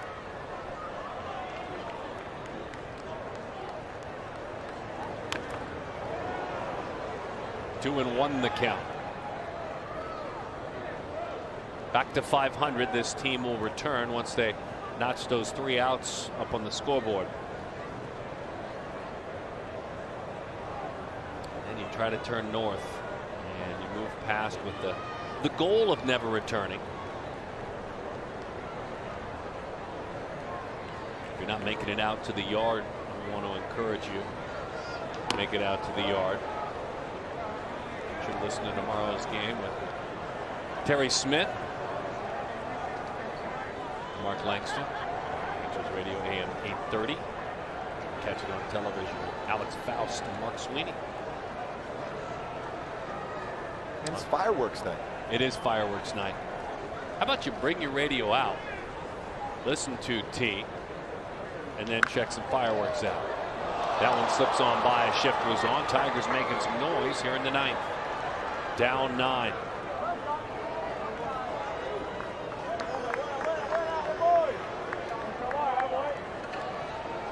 For Mazzara, that's the 3rd time he's been on. He's a couple of singles and a walk.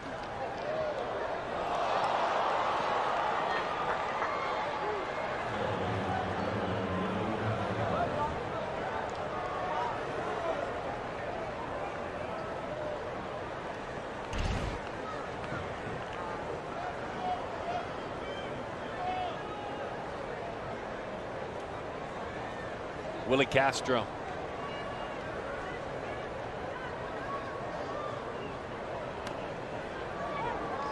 1-1 the count. The All-Star game has turned out to be and evolved over the last generation. It's not just the last few years, but generation, to where that home run derby, that All-Star workout is such an event. I mean, that's kind of the party event of the All-Star game. The red carpet show. Different outfits the players are wearing. Had the wonderful opportunity twice. I know 2 in Milwaukee and in 11 in Chase Field to be the on-field host of the home run derby.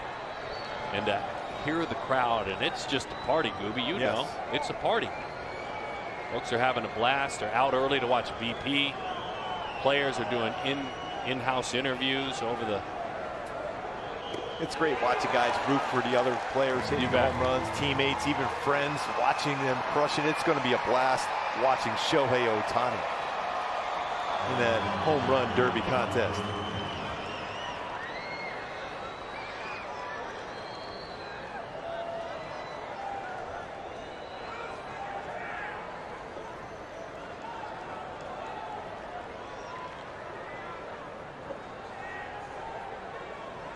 think. Trying to think of Lodo, lower downtown in Denver. They call it Lodo. I think we're good as far as that one's rolled to the right side. They'll go to the bag. On top of the bag, a run will score. This decision by Jared. He took the out that was right there in front of him. Yeah, that's all you're looking for is outs at this point of the game. You don't want to give away an out when you're trying to make a play and throw it a second and maybe get wide. Even though it's a good lead, you don't want to take the chance. Give them any momentum, not only in this game, but in tomorrow's game. Looking to make it 8 of 11. And a return to 35 and 35, 500. Here's Jonathan Scope.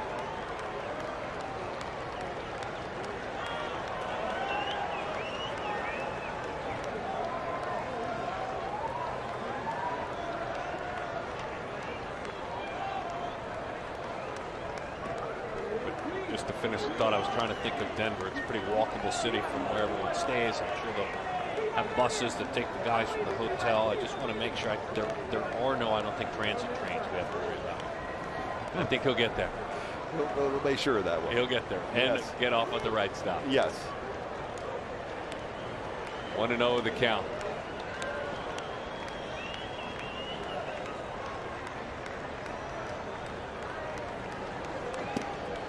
Pretty breaking ball. 1-1 the count. These are moments where pitchers are a little further down in the depth chart, like Junior. This means everything to him. The last thing he wants to do is see any of his mates start to warm up out there.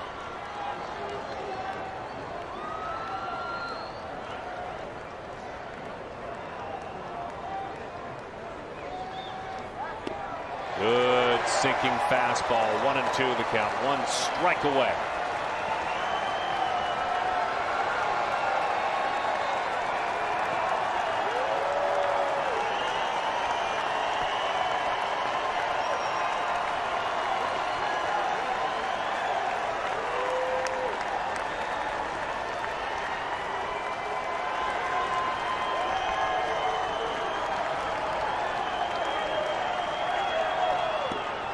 Just a little bit low. Scope not interested in offering it that one. Upton reached on an error in the 6th inning. Norris has grounded out a couple of times and struck out. They have managed to quiet him, and few have of late. It's a very effective pitch by Alex Cobb against his former teammate, running it in on the fastball. 2-2 bouncing ball left side, gobbled up on across the diamond. The Angels step back strong to 500 behind Shohei Ohtani's bat and the arm of Alex Cobb. The Angels victorious 11-3. A lot of balance in this game. You love what you saw at the top of the order. Justin Upton doing what he's doing best. 3 more runs scored. Shohei Ohtani, though, the story with 2 home runs today. 4 total in the game for the Halos. Rengifo home run. Walsh 2 by Ohtani. Upton, great game. Taylor Ward, great game. Nice job behind the plate by Max Stassi. Work